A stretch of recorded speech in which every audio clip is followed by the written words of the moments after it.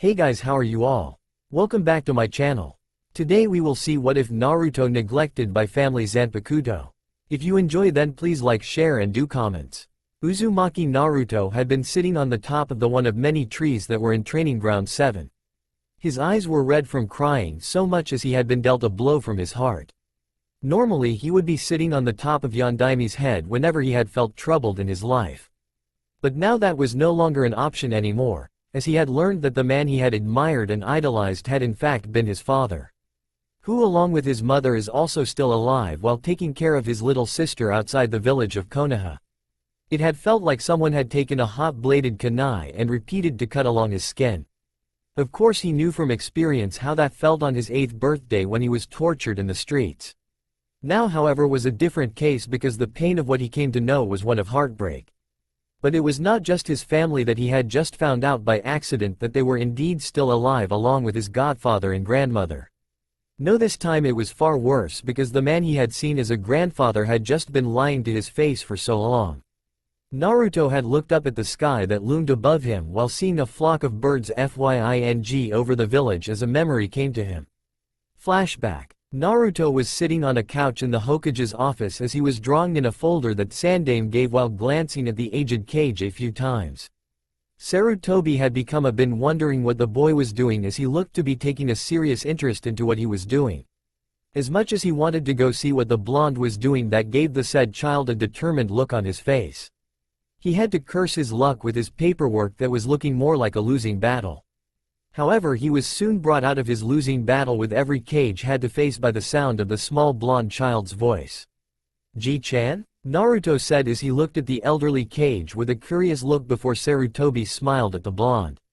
What is it, Naruto? Iruka-sensei told me I had a special homework assignment to do in class. Replied Naruto as the aged Kage had a curious look of his own at hearing what Naruto had just said. He told me to draw a picture of my family and I drew you and me. Naruto said as he showed a picture of squared-up versions of the two of them holding hands. This made Sarutobi smile at the picture as the small boy who is now hanging off his desk. You know what, Naruto? I think I will keep this picture here in my office from now on and have a talk with Iruka about your special assignment, okay? Naruto had looked at Sandaime for a few moments and smiled at the man as he went back to the couch and went back to drawing on his notepad, then looked at Sandaime. Ji-chan. What is it, Naruto? Sandaime asked Naruto as he saw the boy look a bit nervous at him. Well, did you ever find anything about my parents or family? Naruto asked as his eyes were filled with hope of having a real family like the other students of the academy. Sandaime looked at the blonde for a few moments aside. No, I am still looking, Naruto. He said as he saw the boy look depressed. I am sure that I will find something soon. End flashback. Now the blonde sighed again as tears had finally stopped flowing from hearing what had happened earlier today. That had been way too much for him to even register what he had heard or if he was even meant to hear it at all. Flashback. Naruto had found himself to be more annoyed than he ever was in his entire life as his own Junin sensei has refused to train him for the Chunin finals. This had happened when he had decided to visit Sasuke in the hospital and he had a feeling that he would see Kakashi there. He had hoped that the man could give some training so that he could defeat Neji in the final rounds. However, Kakashi had told him that he needed to train Sasuke for the finals so that he can beat Gaara. While deep in his mind Naruto did understand that was indeed true after seeing what could have happened to Lee in the earlier rounds. But still he knew that the man could actually train the two of them together as they are both his students. With that, Naruto saw that the Junin had left him there with nothing to even help him in. Uzumaki Naruto, said a raven-masked Anbu who appeared behind the blonde, making the said blonde nearly fall over. Hokage-sama has asked for your presence at once. Alright then. Naruto replied as the Anbu vanished via Shushined. Never once in his life had Naruto ever once disobeyed the man that had been his only family since the start of his life. So the blonde had made his way over to the Hokage's office as fast as he can. The blonde had made his way to the door of the office of his grandfather and was about to put his hand on the door until he heard a yell. The blonde, being ever so curious of what was happening to the old man, had pressed his ear against the door. Are you telling me that you had made some adjustments to the Shiki Fusion on the night of the Kyuubi attack, and not only that? But you have been alive all this time with Kushina in training your daughter, Naruto's twin sister outside the village. Roared the aged Kage as he could not for the life of him understand what has been going on with Minato. Yeah, you see after the sealing of Kyuubi I had asked Jiraiya along with Tsunade to lie on that night. So that Kushina and myself can train Kimiko to use her special chakra to subdue the Bijuu's chakra if Naruto had ever lost control of it, said Minato, who looked very confident in his judgment. Kimiko had gained access her special chakra when she had just turned 6 years old, and like I said before, this will help restrain the Bijuu chakra so that it can go back into the seal. So Minato, you left Yuto train your daughter and at the same time left your son to the wolves. Sandaime said as his eyes be seen with untold fury in them. Minato then looked at Sarutobi with a confused look on his face at what he had just said. No, Jiraiya and Tsunade had left once a month to come back to the village to check up on him. They even trained him with the help of Kakashi, as I was told by them. You know that Jiraiya is the twins' godfather and Tsunade being their grandmother, you know. Well, they have not once ever came back to the village ever. Sarutobi roared again as he stood up from his desk. Do you even know how many times I had to lie to the boy in saying that I did not know his parent and saying that I will find them one day? Outside the room, Naruto's eyes had widened at the last part being said by the old man who he saw as a grandfather. That the old man he had loved his family had known who his parents were all along. Everything had then began to turn dark for the blonde as the pain in his heart had been too much now. So he ran out of the office with his head down, refusing people to see him with tears in his eyes.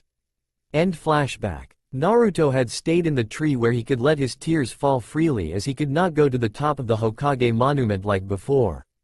Because it was there that he used to sit on top of the Yondaime's head for comfort. But now he could not ever go back there, not after overhearing what had been said in the office not too long ago. Learning that the man he had admired for so very long had in fact been his father all this time, and not only that, but he had a twin sister named Kimiko along with a mother that was very much alive just like his father. A mental image had taken form in his mind that showed Yondaime living happily with his wife with their daughter. Why did it have to be me? Said Naruto as he looked at his hand. Did everyone really see me as a demon after all? Naruto then remembered all the glares that people had sent in his direction for reasons he did not understand until the Mizuki incident. He did not know how to handle things in with people, as it was only recently that the Ichiraku had stopped serving him. Because the ninjas in the leaf had been going there more frequently and must have said something to the old man to ask him to no longer come by. Though he did notice that their stand was in fact getting more customers after he was no longer allowed to come back. Seeing this made him really happy that they looked to be doing very well for themselves. He then jumped down from the tree as he heard running water nearby his current location, so he had decided to wash his face. The blonde indeed found a small stream of water as he proceeded to wash his face. It was then that he saw his own reflection in the water, that he saw a person that looked like himself, but looked very different. What was that? He asked himself as he kept looking at the reflection, who just smiled at him. After being a little freaked out by what he was looking at, Naruto decided to go home for the day. After the blonde had left the area to go back to his apartment, two pair of eyes had been watching the blonde in the shadows. All of them had a knowing smile on their faces of what was about to come soon. However, all two of them had the very same thought going through their minds. Finally, this charade will come to an end. The two figures thought as one. That night outside Konoha, a figure dressed in full black that covered their entire body as they looked up at the moon with a mesmerized gaze as he felt enormous power coming from it. He then felt one person's that is in the shadows watching him as he stargazed in the cool crisp moonlit night. You can come out now, said the figure in a bit of a deep voice without taking his eyes off the sky. So have you finally awakened? The figure revealed himself to be none other than Orochimaru himself. Yes, and it has been a most stressful slumber, but one I do not regret since my training with you, and had to be awakened only once to use my true power, said the figure. Did anyone see you when this happened? No, thanks to a certain jutsu, my actions went on unnoticed for the most part. The figure replied as he turned his gaze to the snake Sanin. Was he able to recruit the two like I wanted, Orochimaru? Sadly, no, said the snake Sanin. A pity really, as I could given them much more than the other man. The figure said with a bored voice. However, The other one has accepted your offer as he seemed very excited about the deal. Orochimaru said gleefully. Then the mission was not a complete failure, Orochimaru, and has your research made some progress? The snake Sanin looked up to the sky just like their Paran before him was doing as he had a pleased smile on his face. Yes, I plan to use it at the Chunin exams, if that is okay with you. Hey, I suppose it will be a day of remembrance for the people of this village of arrogance. What of Yondaime and Sandaime? The figure had a calm smile on his face that his hood hid his features. They will not be able to do anything to us once we have gained the final element into my plan. Hokage's office. Sarutobi had not been having a good day since the Sasurtli return of the Namikaze family since the Kyuubi incident. But now it appeared that Naruto had overheard everything that was being said from his front door. It just made everything more worse than before. As he knew the boy who now hated him for lying about his family and would grow to hate his family for leaving him behind in a village that wanted his blood. He could only wish that when Naruto would come to see him on his own, that he may be able to convince the boy that he had good intentions of not telling him. Sandaime then pulled a drawer open on the right side of his desk as he pulled out Naruto's drawing of the two of them holding hands. However, he was soon brought out of his thoughts as an Anbu making their appearance in front of him that had a certain mask. I forgot Yamato's Anbu mask, sorry. Hokage-sama, I have come back by your request. Said the Anbu. Ah Tenzo, were you able to find anything about Orochimaru's whereabouts? Asked Sarutobi as he saw the Anbu. Tenzo kind of shifted.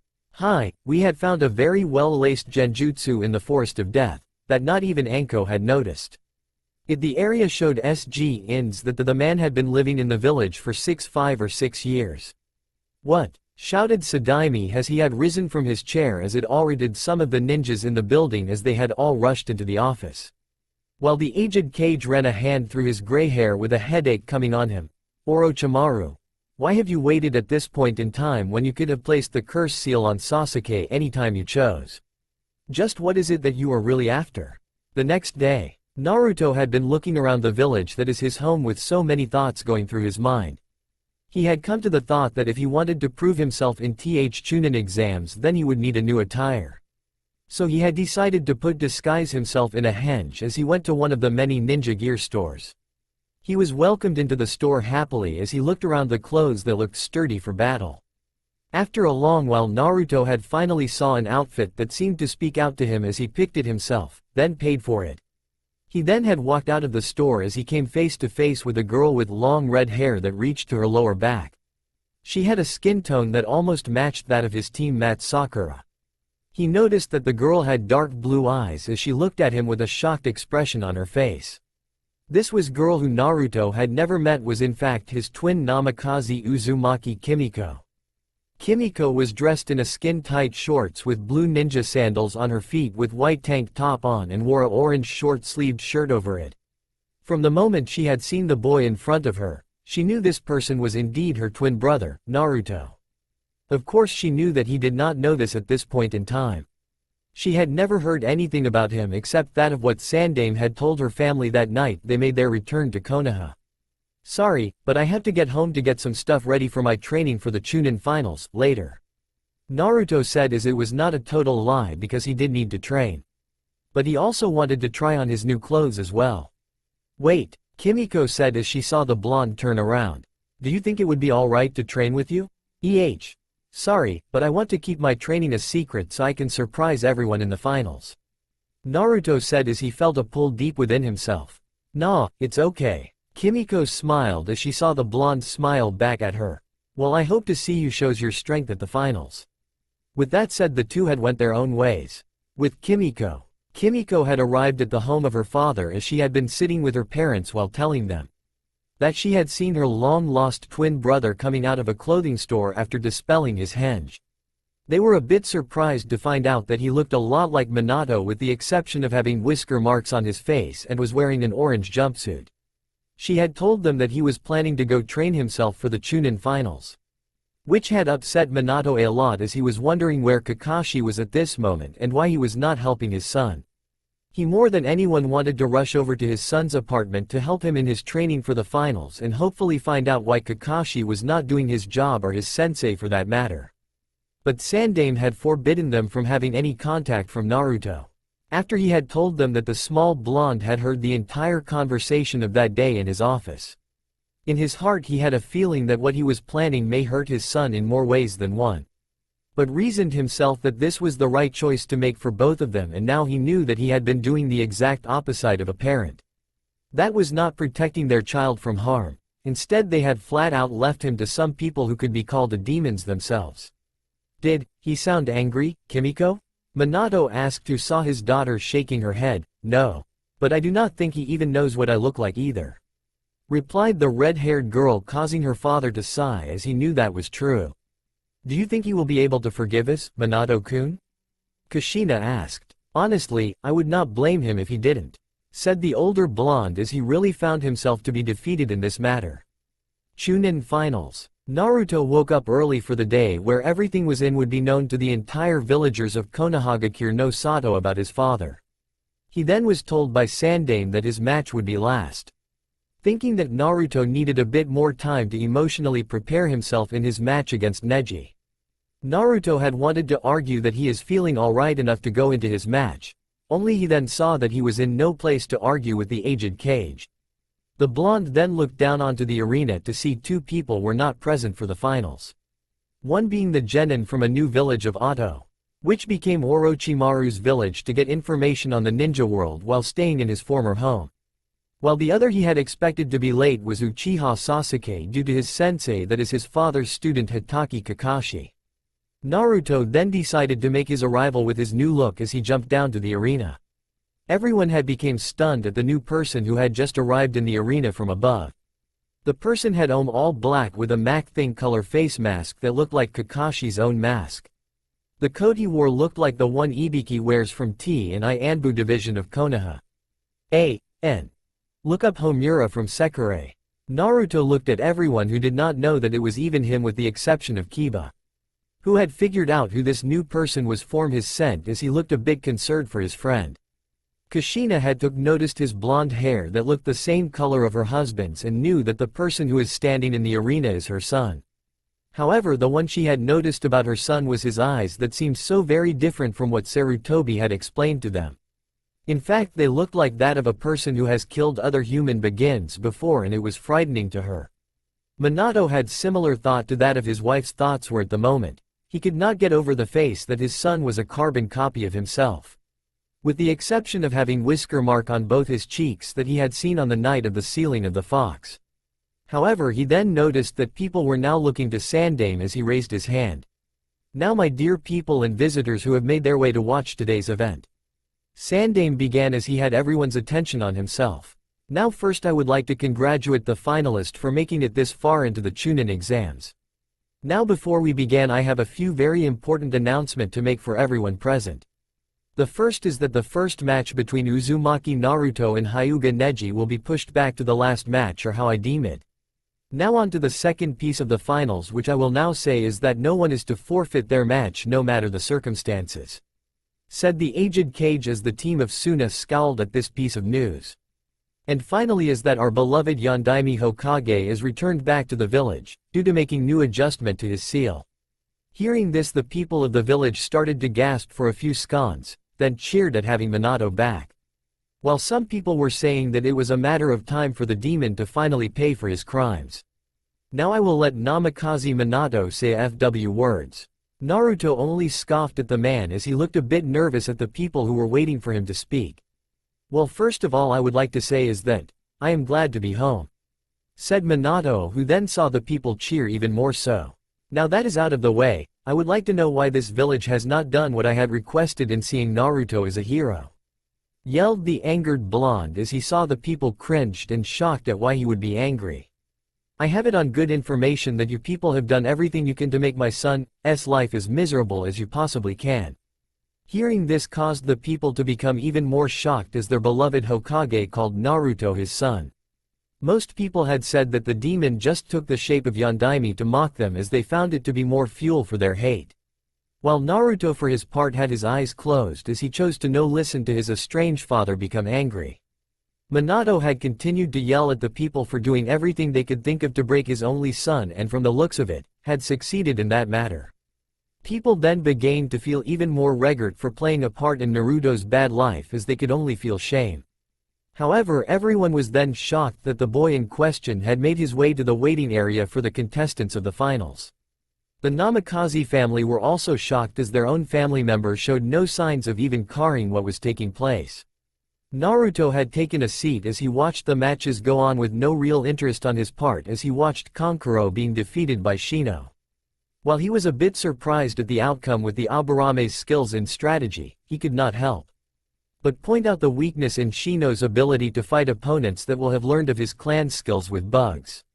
As it was very foolish to fight with clan techniques only because of over-specialization would be anyone's weakness against a versatile opponent. Shino for his part thought that Naruto did not understand the ways of a ninja. If only he had not found out that he was poisoned by Suna's puppet player in the match.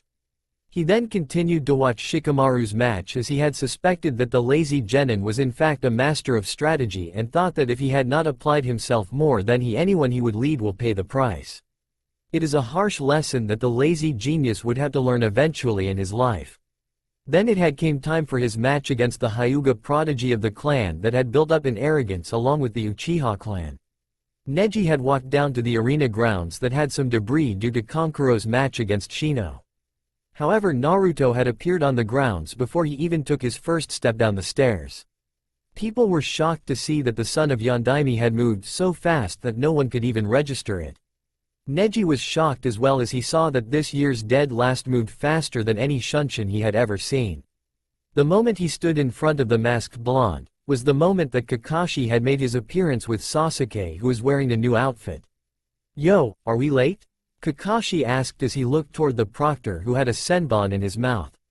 "Yes, in fact that you are late, Kakashi. If the Hokage did not push Sasuke's match to being last one due to your lateness," said the proctor who is clearly annoyed with the copy nin, while the said Junin laughed sheepishly. "By the way, look in the Hokage's box," said the proctor as Kakashi did what was asked of him then gasped. "S-sensei?" Kakashi said as he then started to shake. "Would you mind leaving?" said Naruto in a voice that was both annoyed and cold toward the Junin as he got the other's attention. Kakashi then looked toward the newly masked blonde who did not even look at him, but kept his gaze on Neji. "Naruto, I see you have taken a new wardrobe now and you look ready to face Neji. I had kindly asked you to leave, Hitaki-san," Naruto said more empty without looking away from Neji who just smirked at him. Kakashi wanted to ask his student about his attitude toward himself, only for the proctor to tell them to leave. The silver-haired Junin then went up to where Minato was sitting as he then noticed the only two loyal Sannin with them. While Naruto had his eyes on the Hyuga before him, he could not help to smile calmly at the prodigy.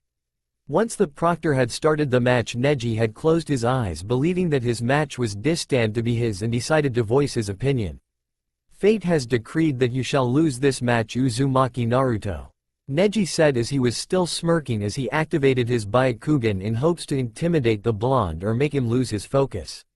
Only to see that his words or his bloodline had no effect on this person before him. "You must accept that fate had made you into a loser just like Hinata-sama is." Naruto then gave a calm smile at the Hyuga that did not look very pleasing to anyone. "I do not need to heed the words of an insect that has compensated his weakness for a belief that life is controlled by fate. Who does not dare to rise higher to those who had set his life as a servant?" said Naruto as he saw Neji became angered by his words as he saw the blonde vanish again, only to reappear as he was standing on the wall. "Tell me, Hyuga, have you improved your Kaden?" said the blonde as he heard a few people murmur at his words. "I know that all Hyuga have this skill for what they believed to be a prefect defense against their enemies as well as thinking it to be an offense. So I would like to show that your pathetic excuse of prefection in battles have a flaw." Naruto then brought a sword out that was covered from his coat to show it was a normal katan with a strange-looking handguard with dark blue wrapping on the handle. He then placed his hands in one-hand seal and called out the one jutsu in his arsenal since the Mizuki incident. "Taiju Kage Bushin no Jutsu," Naruto called out as over 20 clones charged at Neji with their sword drawn out. Like he had predicted, Neji began to spin his whole body as he deflected the clones. He watched as Neji took pride in defending himself against would-be attackers only to see the blonde still smiling. Now as I have known before with your clan is that you need to be in close range to use your Jukin to close my chakra paths, correct? Said the blonde, causing Neji to become more shocked than he already was. I will award your effort in trying to make me submit to your lowly game of mental breakdown, Hyuga. But so far I am not impressed by your clan or any for that matter of fact, as they all over-spicalize everything and never dare to think outside their world of fantasy. To prove this one fact I will show you my true power that I have kept secret from everyone around me. Since I have only had to use my power only once in combat in my first A-ranked mission to Wave, in fact I used it without being noticed. In the cage box, Kakashi had been cued out by his sensei for not teaching his son for the finals, only to be forgiven a while later. As the Chunin had explained why he had to train Sasuke for the finals against Sabaku no Gaara. Minato could not really be angry with his student as he too saw that the red-haired boy seemed to be a bit unstable. But nonetheless he was still a bit angry with him for doing what he would advise against in favoritism. But then again he, himself was no different as he had adopted Kakashi into his family as his own son. Kushina had kept her eyes on her son as he had drew his sword out from under his coat as well as she took notice on his words about clans. Back in the arena, bloom with your frozen petals. Shiroi Fuyo Mira. Naruto said calmly as his katana began to glow a pure snow white that blinded a lot of people for a short time. Once the light had died down, everyone was stunned to see that the blonde was now carrying an entirely different sword that had a pure white blade. The odd feature that everyone saw was that small shards of dark blue icicles were spinning around the snow-white blade. Naruto then held the blade above his body as he was still standing on the wall. Blossom with your radiance. Sumatai Ise Taizen. Naruto said as a few of the shard that are circling the sword had shot out to the arena floor and around Neji, who was confused. However, Naruto was not done as he pointed a finger at the Hyuga. Bakudu number 61 Rikujokuro. Said the blonde as a yellow light flashed a few times at the tip of his index finger that is pointing at Neji. While the confused Hyuga was too busy at the now slowly freezing ground was turning to dark blue ice. He was about to jump to the wall to save himself from who knows what would happen if he stayed. Only to see a flash of yellow from the corner of his eye as he was going to turn to the blonde. This time however felt the top of his body become limp to even face his opponent. He saw the proctor jump onto the wall as the ice-turning ground coming up upon himself had started to freeze his legs in the same dark blue ice. But it did not stop at his legs as it slowly started to creep up onto his chest and looked about to completely take his whole body. Only to stop at his chest, then Naruto had appeared before him with a still calm smile on his face. I shall not be deterred by the words of a weak child who is consumed by his own illusion of life being controlled by destiny or the empty words of a failure. But you have proved to be slightly entertaining to me, so I shall give you a reward. Ensaruto said as he pressed his left index finger on Neji's right shoulder to touch him. Hedo number 4 Byakurai. Said the blonde as thin white beam had shot through Neji's right shoulder that had lightning surge around the beam and blasted through the wall behind the Hyuga. After a while the beam had started to vanish from everyone's sight, leaving all the people shocked. Naruto's sword had then reverted back to a normal-looking katana as he sheathed his sword. Call the match and get some medics for him, if you wish to save this insect's life. The proctor had called the match as Naruto had appeared in the waiting area with the rest of the finalists. Naruto then stood near the rail of the waiting area as he waited for the final match to take place between Gaara and Sasuke. He then closed his eyes for a brief moment so that he relax a moment, only to feel the presence of 7 people who were behind him. Sighs, is there something I can help you with, Yondaime-sama? Because staring at someone from behind is a very poor show of manners. Naruto said as he kept his back turned to the 7 people. Minato could not believe that he was standing a few feet away from his only son who has his back to him. There was so much that he had wanted to say the child that he had made the mistake of leaving behind. He then laughed sheepishly. I'm sorry for being rude, Naruto. It's just that it has been so long since I have seen you in a long time and I had been very worried about you. Well, as you can personally see that is I am just fine. Naruto said as he did not even look at them as he continued to watch the match. And I have become stronger without the need of a family or a sensei in the village as they had refused to teach me anything in the first place. Minato could not really argue the claim of his son as he had personally read reports that were in Sandame's files of the said boy who did not even look at him. He read about how he was thrown out of the orphanage at the age of 4 to live on the street with homeless people. All the way to finding what he could in trash can that are in the back of anywhere to find food. This had went on until he had barely turned 6 years old as the elderly Kage moved him into an apartment. The reports had said that Naruto had grown into a mischief-making ninja who smiled at the smallest things in life. This had not changed once, even after the incident with Mizuki telling him that he is the container of the Kyuubi no Yoko in his body. However, the boy that stood a few feet away from him looked to be the exact opposite of the reports. But Minato, being the man he is, wanted to get to know his son no matter how much impossible it looked, because he is a man that never gave up. I can see that you really have become strong all on your own, Naruto. Kushina said as she smiled at the smaller blonde. You might make Chunin once finals are over. As this village is run with cowards who fear what they do not understand and hide their weakness behind their hatred. I highly doubt that I will make such a rank.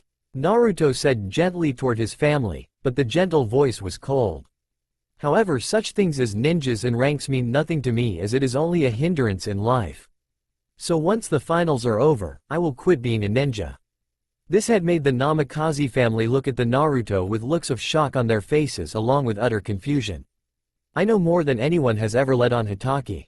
To this, Naruto had finally turned around to face the entire Namikaze family. I know that you have taught the Uchiha your signature jutsu, the Chidori. As well that you had copied Rock Lee's movements with your Sharingan and then passed it along to that same Uchiha. Truly such a methods of attaining strength are those of a lowly coward, just like those of his now ruined clan. Kakashi was about to make a move toward the young Namikaze for speaking his opinion, only to be grabbed by Minato. How do you know all of this? I have no desire to explain myself to the likes of you, Hitaki, replied Naruto as he looked toward the rest of his family. The entire Namikaze family has gathered for this little even. I have known for some time that you Namikaze-san had adopted Kakashi into your family out of pity on learning the circumstances of his father, said Naruto as he saw his father looked at with a surprised look on his face. I am also well aware that Jiraiya is in fact the man who named me, so to speak, as I was named after his character in his first book. Then there is Yu Senju Tsunade, descendant of Shodem, who is also the husband of Uzumaki Mito, who sealed the Kyuubi within herself. Could you imagine my surprise that not only I but the woman who had given birth to me was also the previous Jinchuriki of Kyuubi no Yoko? This time it was his mother's turn to be shocked at the words of her only, blood-related, son had found out she was the pervious Jinchuriki. How did you find out? I would like for you to answer me something, Namikaze-san, Naruto said in his calm voice as he looked at his mother, who stared back at him. What is it, Sochi? How a person with the same Jinchuriki status was able to live happily? What made you into the woman that could still smile at the world despite the burden she carried? Kushina then closed her eyes as she had met the pervious Kyuubi Jinchuriki before the sealing took place for herself. She then opened her eyes as she had a look of determination in her eyes. The best way to be a prefect host is to be filled with love. I forgot what the saying was. I see. So that is how you were able to live a very much normal life, Naruto said as he looked toward his mother. So what happens when a Jinchuriki was never able to be filled with love and was barely anything to live with? I can see it all now, really, as where your daughter Kimiko has been living a life with a loving family to be with her, while her twin brother had nothing to of the sorts, as he lived on with nothing but being surrounded by lies.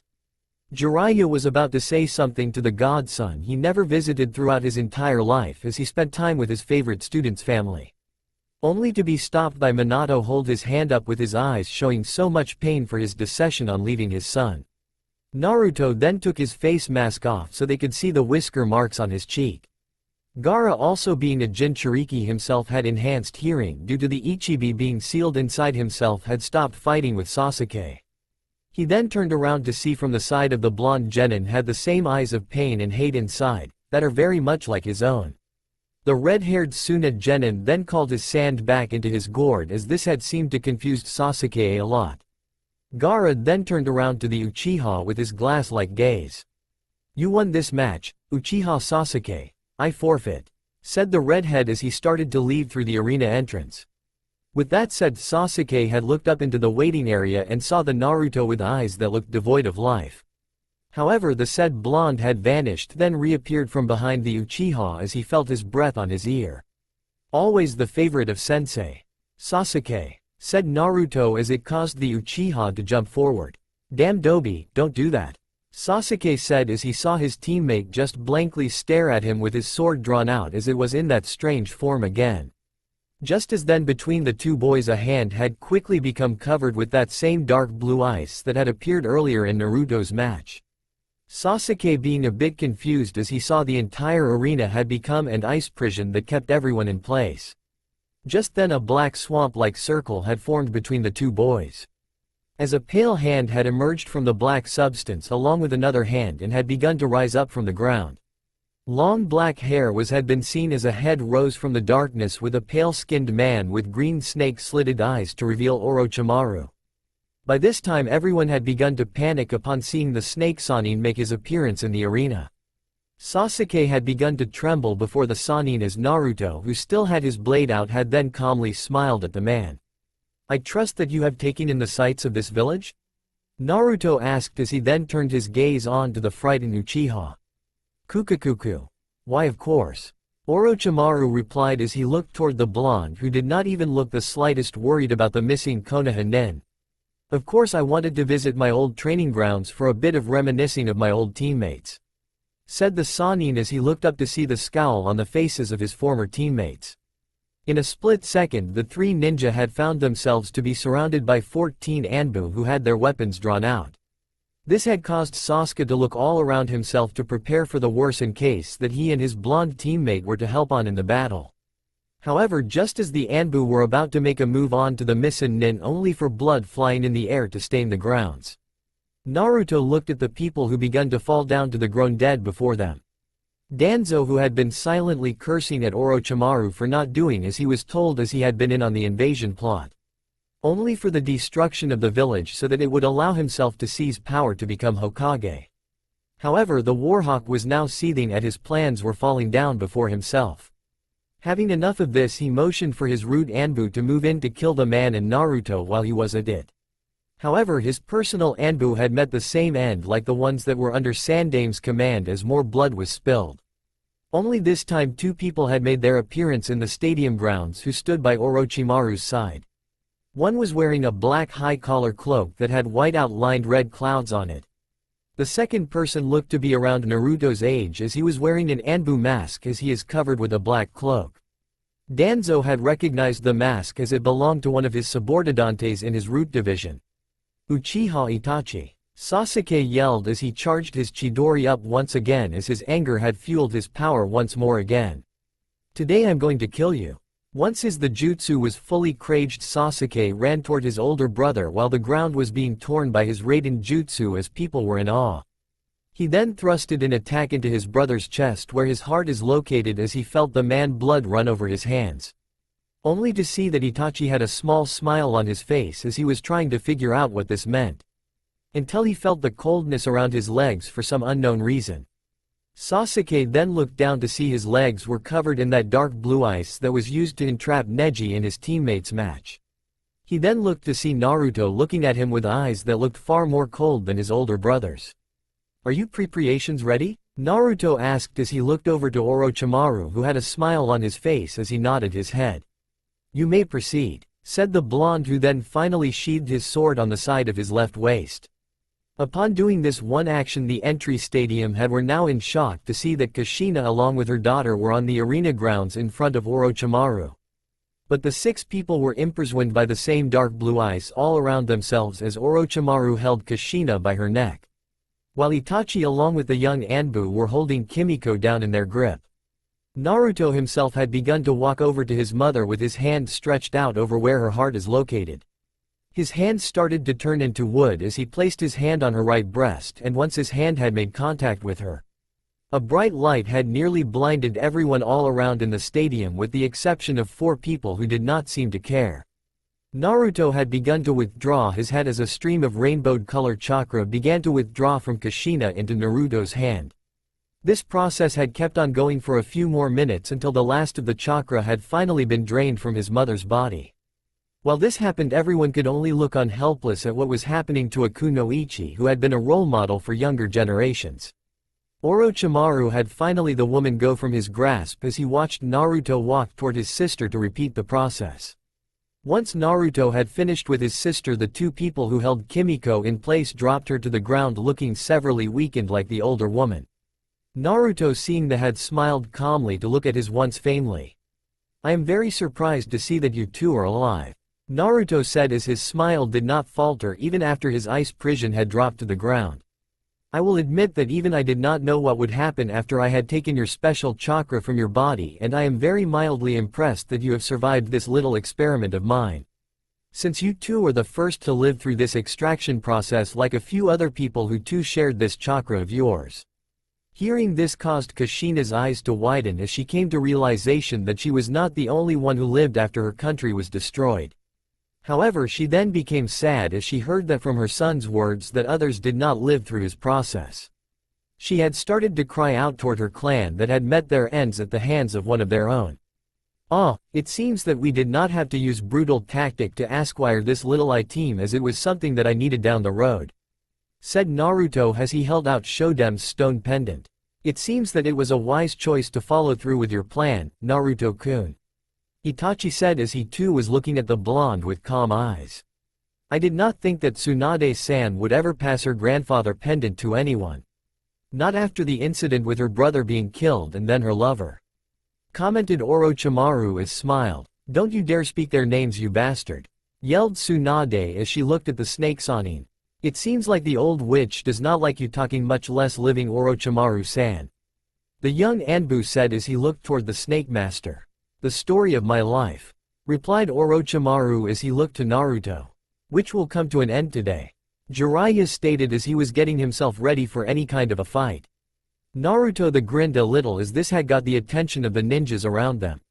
Sandame did not know what to think at the young blonde's thought, so he asked, "What is that you are finding humorous, Naruto?" "Oh, nothing really," Naruto replied as his grin did not falter once. Until 4 beams of light had came down from the sky and surround the 4 people in a small barrier as he started to lift them into the air. Everyone had looked into the sky to see where the beams of light had came from, only to see a black rip in the sky as it was taking them in while the 4 looked down onto the people. "To think a man of your caliber was not able to see past illusion I have created, Minato-san." Minato, hearing this, had helped his wife to her feet as they both looked up at the retreating form of their son. "Just what is it that you want, Naruto? If I had any desire to tell you of my plans," Naruto replied as he looked toward his father. "Even if you had somehow to figure out what I was up to, I seriously doubt you would even have the strength to stop me, or much less to even prevent anything to slow my plans down," finished the young Namikaze as he smiled gently again. "Sayonara, everyone." With that said, everyone had saw the 4 people had left into the darkness in the sky as it shut itself closed, leaving behind the people of Konohagakure no Sato very shocked and frightened. Sasuke was laying on his bed as he had been staring into space as the events of last 2 days ago had been replaying in his mind. All this time Naruto was in fact stronger than he was and had been faking his foolishness, though he had been suspecting this for some time since the mission they had together back in Wave. There were a number of times when he had seen the blonde with eyes that looked more defined than he ever seen before in his life. Not even Itachi had those types of eyes for as long as he had known his brother. Sasuke then got up from his bed as he walked over to the photo of Team 7 they had taken together. He then traced the area of where his blonde friend stood on Sakura's left side as he was glaring. Sasuke then had put the picture of Team 7 on the table, then placed his hands in a single hand seal. Kai. Once he had done this single deactivation jutsu, his body had started to glow. His hair had started to grow out in the back as it extended to his lower back. His chest had grown out a little bit outwards while his body was becoming slender. Sasuke then walked over to the mirror in his room as he stood in front of the glass. "Today I am no longer Uchiha Sasuke," the girl said as she looked to with more determined eyes. "I am now taking back my true name, Uchiha Satsuki." She then let out a smile. "I hope you don't mind in training another girl, Kakashi?" Satsuki said as she knew the Chunin was outside her window. Ever since the events of the Chunin exams, which people had now dubbed as the Bloody Ice Incident, due to Naruto's ability of freezing over the grounds that are still frozen to this day, and no matter how powerful the Kaiden jutsu they use, The ice would not melt quickly as they had thought it would have. However, though was in fact melting, thought it was doing so at a very slow rate. Since that day, most of the villagers along with some of the shinobi of the leaf had found themselves in shame. For either having a part in the things they had done to the son of Yondaime or just plain did nothing of the sorts to help the small blonde.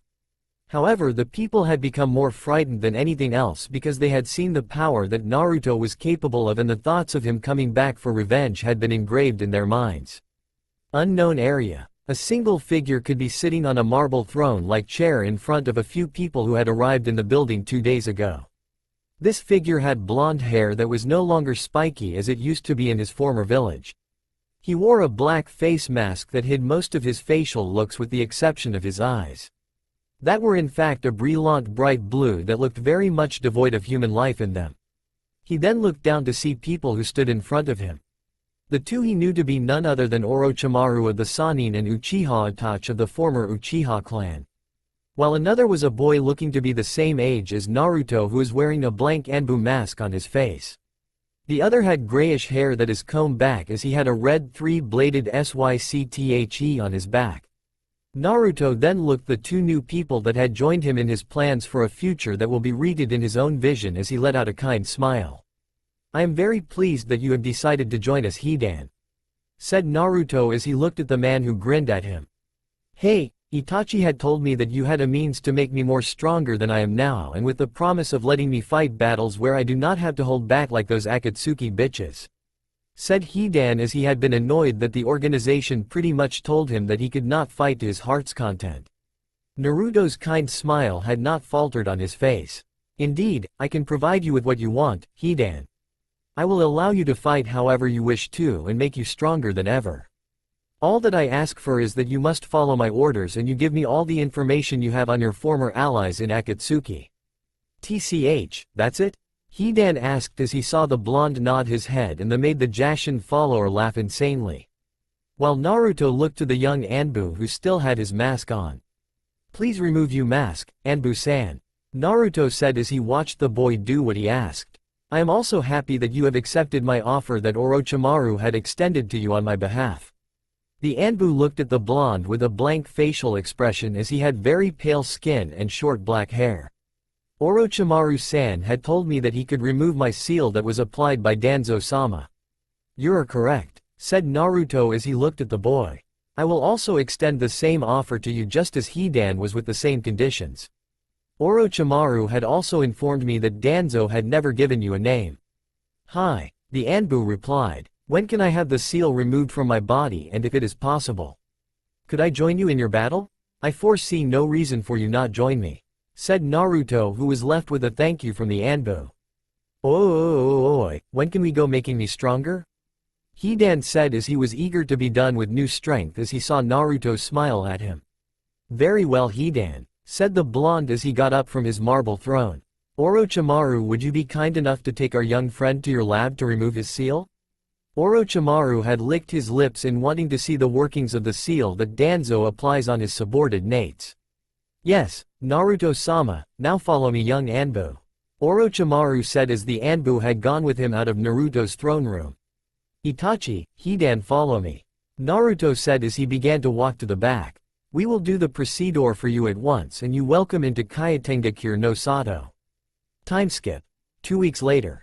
A large portal had opened up at the border of Hai no Kuni to reveal Itachi and Naruto himself in the clothes he wore in the Chunin exams.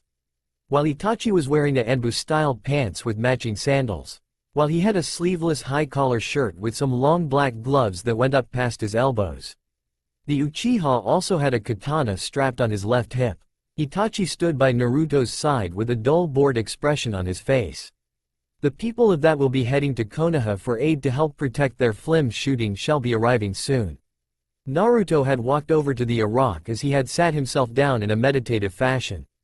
"I see. This would be a great opportunity to show our strength of our new village as well as gather strength. Itachi, if our talks prove to bear fruit, then I will want you and Sai to be in charge of this mission."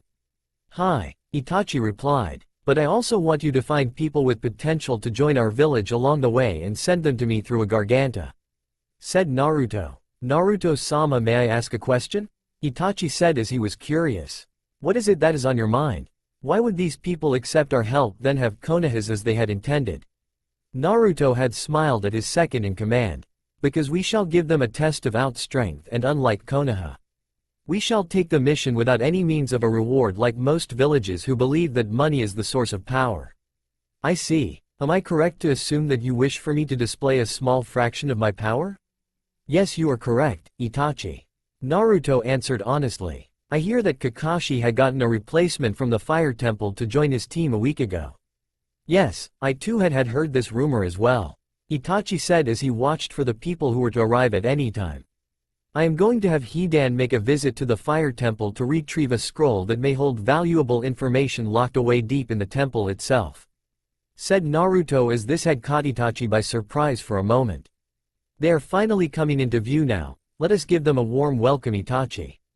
The envoy had made its way through a very long journey from their latest area of their shooting with the actress Yukie. Everything seemed to be going smoothly as they had not encountered any hostile people along the way. However, they had came to a stop when two people looked to be standing in their path to reach Konoha. One being a young blonde-haired boy with a black mask with a black trench coat over a white button shirt with matching gloves, pants and shoes. While the other had black long hair tied down in a ponytail who is standing next to the blonde. Immediately everyone begun to think that it was some bandits that looked to steal everything they had as their guards have prepared for a fight. However, the blonde then held both hands up to show that they were not there for any sort of hostile actions. Greeting, I am Uzumaki Naruto and I have come to have a discussion with the actress Yukie. Said Naruto as he spoke in a kind tone of voice. Just then a woman with black and blue eyes that looked to be a bit older than Itachi himself had came out of a kurige with a frown on her face. I am Fujikaze Yukie. Now tell me why you are blocking our path to Konohagakure no Sato.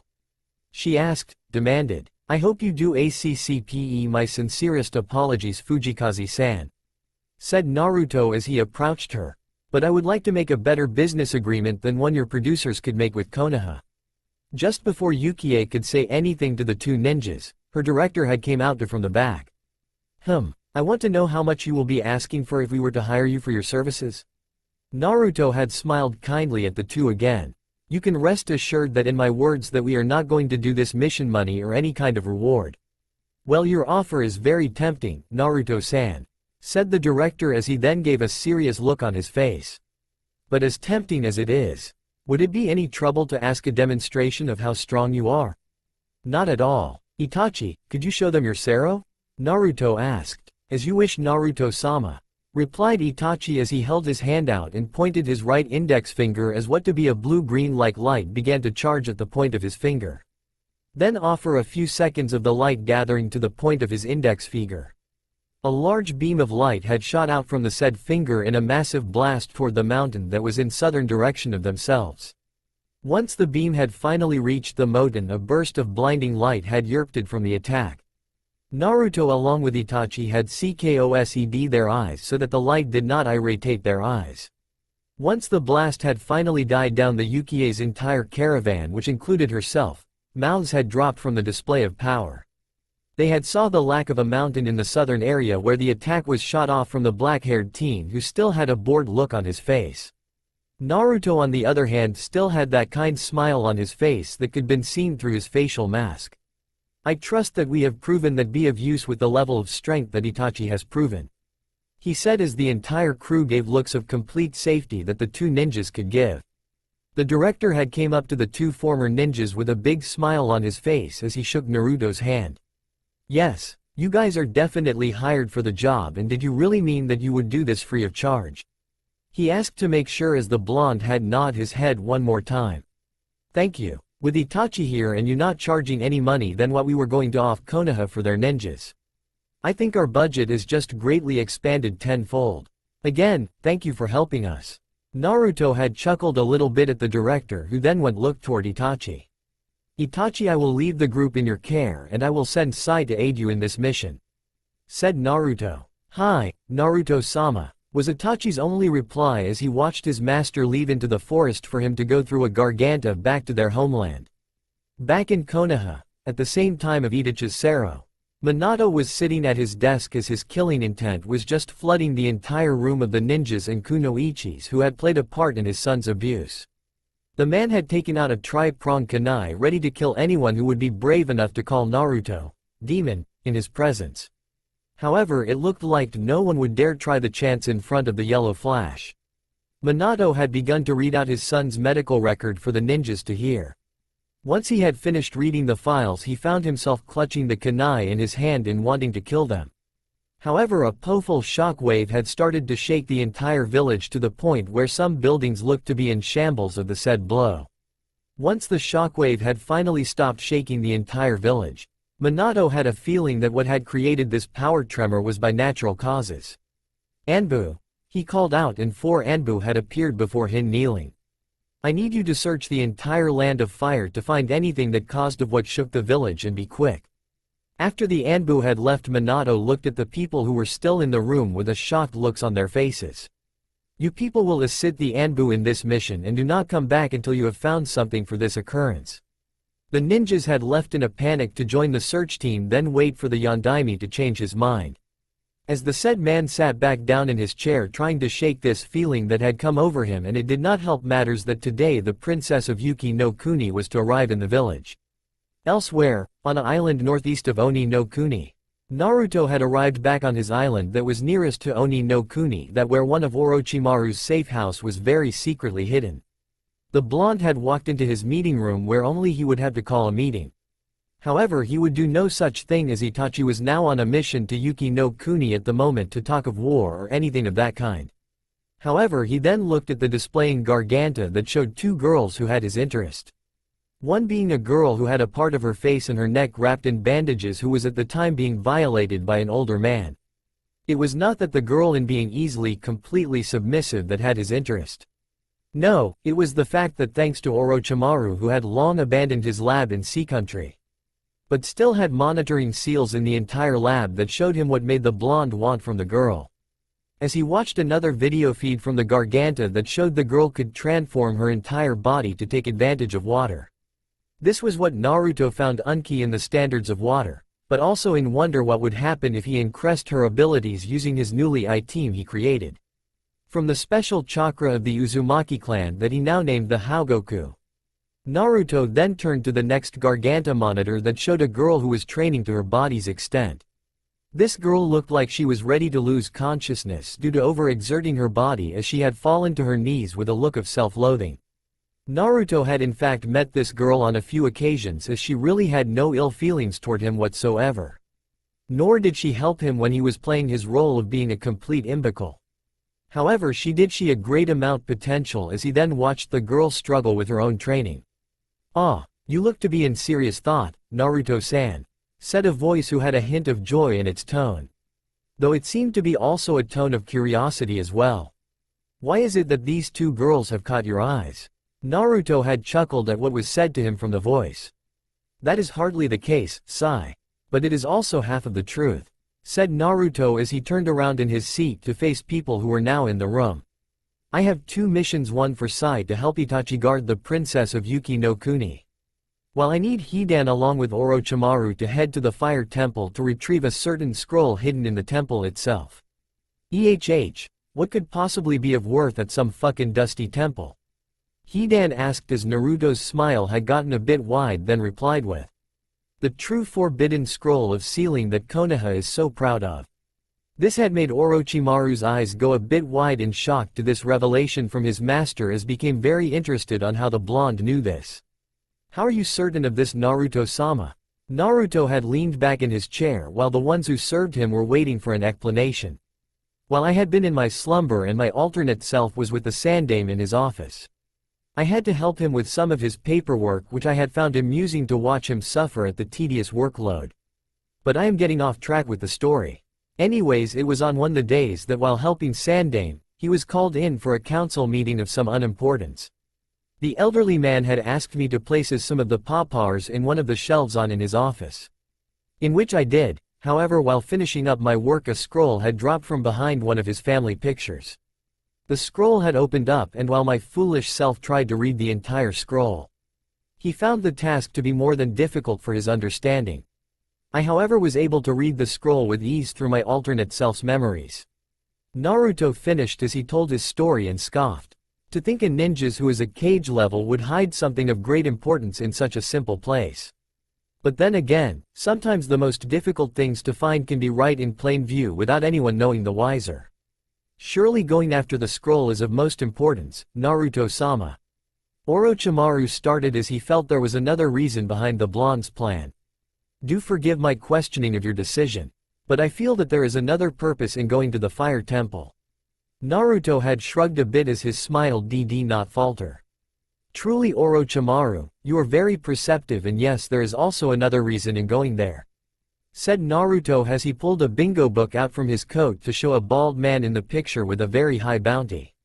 We will need the money from this person's bounty to help further my plans. TCH, it's like I am working with Kakuzu again back in Akatsuki. Hidan scoffed at his mission. Naruto chuckled at the scythe-wielding man, then said, Hidan, I just want this man's body to be recognizable for the ex-conj. However, we do not need anyone else from the temple to report our actions to Konoha. Hidan then grinned at understanding his new master as he knew what the blonde meant. So you're saying I can go all out on the pussies, huh? Do as you wish. Naruto replied to the former Akatsuki member. We just need the body of Chiriku and the forbidden scroll of sealing. 5 days later, docks with Itachi. Itachi was now standing outside Kyoki room where she was sleeping due to overexertion during filming. The Uchiha had his eyes closed as he was standing guard for the woman. This not really much of a problem because he had mission when he was with Konoha that required less sleep or any type of rest. His eyes had slightly went wide for a few seconds at feeling the presence of Sai had made himself known to him. Just then the said boy came up the hotel stairs with as he was smelling that just seemed to make those around himself nervous. However, Itachi was not one of the people to crack under being around a person like Sai as he looked over what the boy was wearing. Honestly, just picture what Jin wears in Heku Mundo in Bleach, only it being black with white undershirt. He then looked to see the boy carrying a wakizashi on his left. Naruto-sama has sent me as your partner in this mission. Itachi had nodded his head in agreement in having the former Root Anbu as his partner for the mission. I need you to stand guard of this room so I may have some proper rest. Hi, replied Sai as Itachi was about to pass him, but had stopped for a moment as the said leaned in. By the way, we might be having a new member in our ranks. Yes, I have known that for a while now, said the Sharingan user. Has he already sent Hidan and Orochimaru to the temple? Yeah, it seems that our master seems to be a bit in a hurry to get things up and running, Sai said as he walked to the door and created a few ink clones. I sure hope this mission will be fun. With Hidan and Orochimaru, Fire Temple. Why the hell do we even have to walk there? Hidan complained as he was getting bored pretty fast while Orochimaru had a map as he was making sure they were on the right path. It's because Konoha might be on the watch for an Garganta we may open and may have outridden the Fire Temple to be on the watch as well, replied the Sanin. Besides, we are not very far now as he just have these steps to go. Che, finally, Hidan said as he walked in front of the snake excitedly and wanting to try his new strength. Only for the Jashin follower to stop in his tracks to see some stairs that went pretty high above. You got to be fucking kidding me. Kukakuku. All good things comes to those who wait, Hidan. Orochimaru said as he took humor in his partner's misfortune. Fuck you, asshole? No, thanks, I already have a wife, Orochimaru said as the brought scythe-wielding man to stop dead in his track, and this made Orochimaru stop as well to look at the former Akatsuki nin who went wide-eyed. What's wrong? When the fuck did that happen? After a few hours of Hidan asking numerous questions about the snake Sanin on how or who he was married to, the pair had arrived at the front gates of the fire temple that looked to be locked. Orochimaru had looked at the gate with a look that did not look impressed along with his partner, who by now just smirked at the structure as he then taken his double-edged white scythe that had blood-red sharpened blades. However, unlike his old weapon, this new version had 4 blades instead of 3. That went in for different detections at the end of the weapon. His clothes had also changed as he wore a cloak much like his old Akatsuki cloak without the red cloud desgin. His pants were that of looking like a samurai's hakama. His cloak was a bit more opened above his waist as it gave him more ability to move around faster.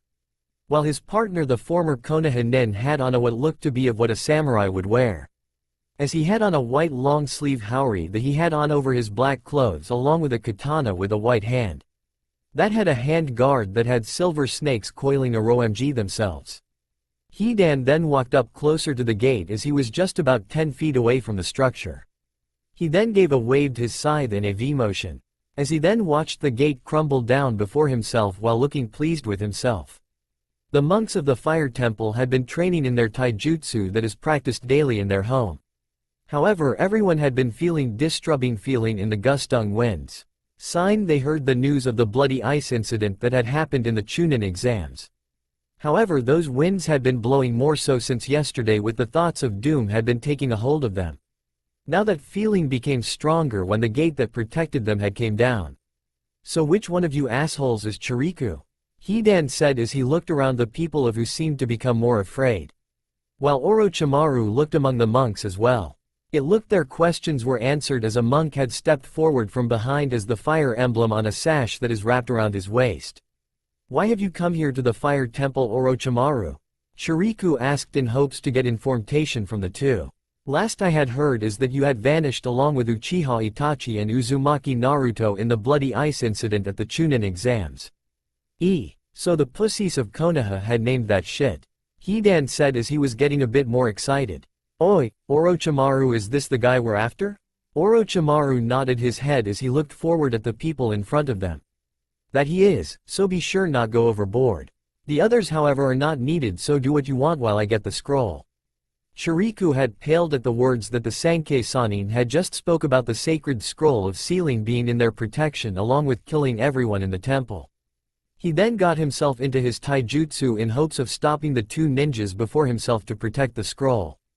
However, he saw that Orochimaru's body become thousands of white snakes and slithered forward past the monks and himself. While Hidan had changed forward with his scythe in hand to strike the monk down. However, as he was in mere inches from the monk, Hidan then had felt himself being struck by a strong impact of giant fist made of chakra coming from Chikriku. While being high up in the air above the monks of the fire temple. Hidan had thrown his scythe at Chiriku, who was not prepared for the immortal to launch his weapon. Only for it to be a little too late because he had jumped to the right side to receive a wound on his left ankle from the scythe. The wound on his left ankle had damaged the monk enough to render the monk immobile.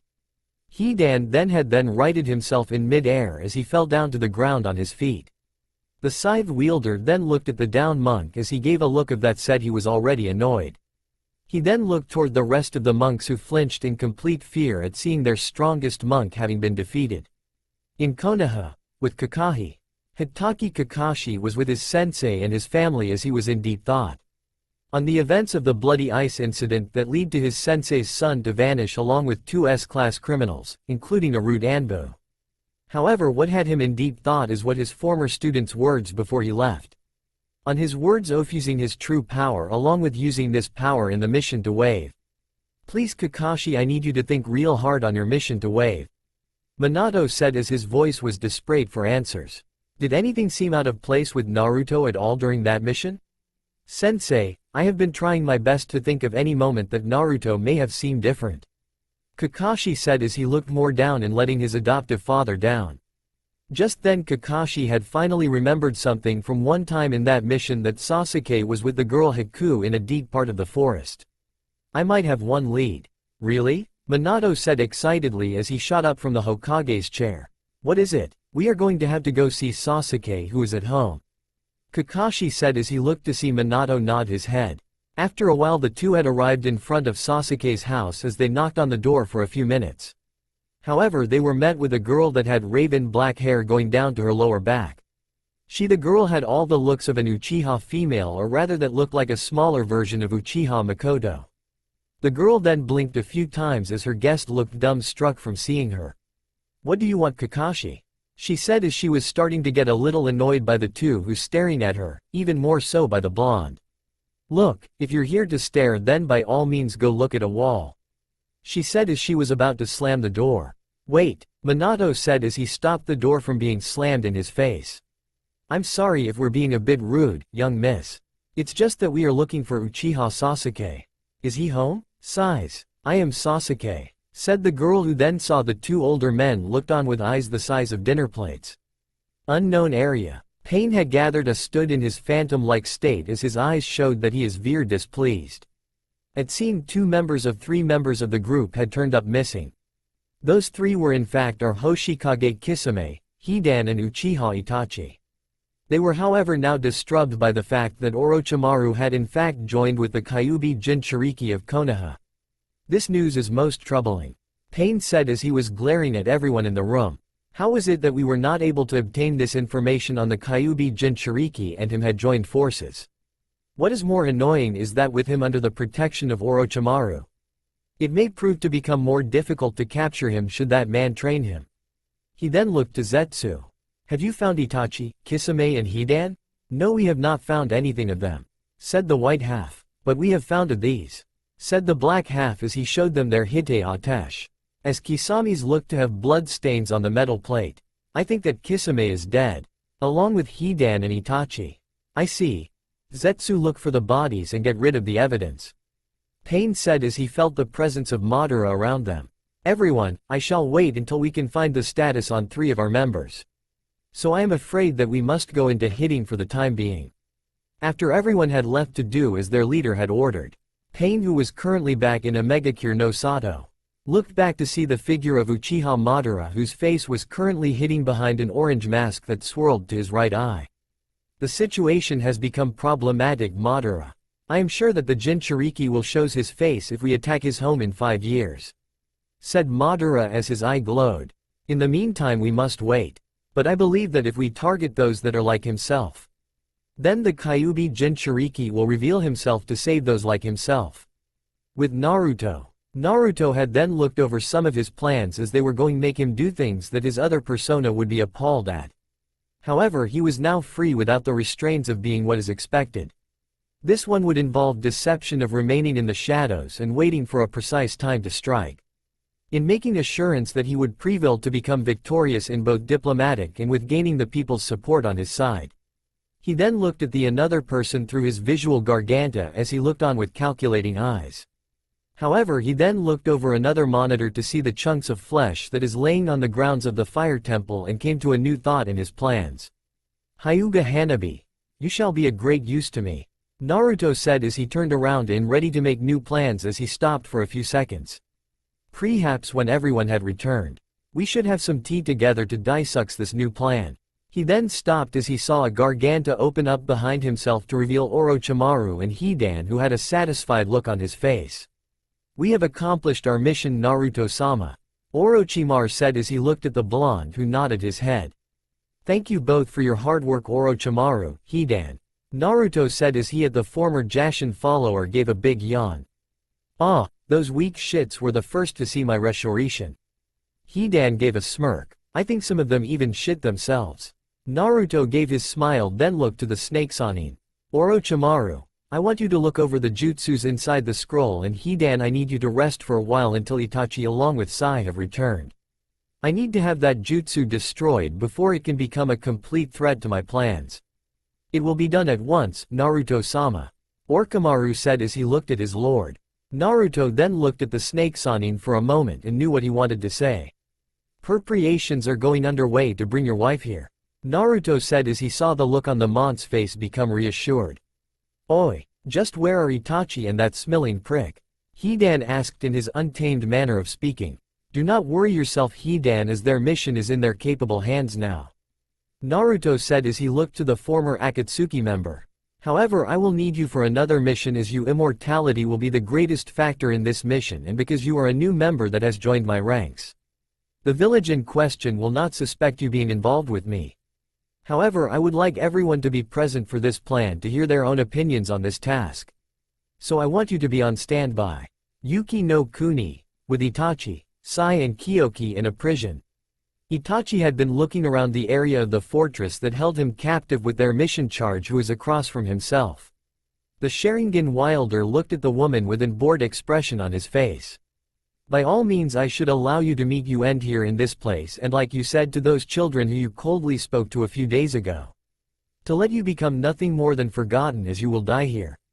While Kazuhana will use a double of you to help spread his influence across elemental nations and at the same time bring the image of you down to a level where your very name will be cursed. For death shall follow with your name. Stop, Koyuki said silently as her guard kept on going. But the death that will follow with your name will not be just ordinary people either. Young, old and even children will be killed at Kazuhana's name in your honor. While those who knew you will live with the fact that the real you was a woman who just gave up without fighting back, a COAWRDS path.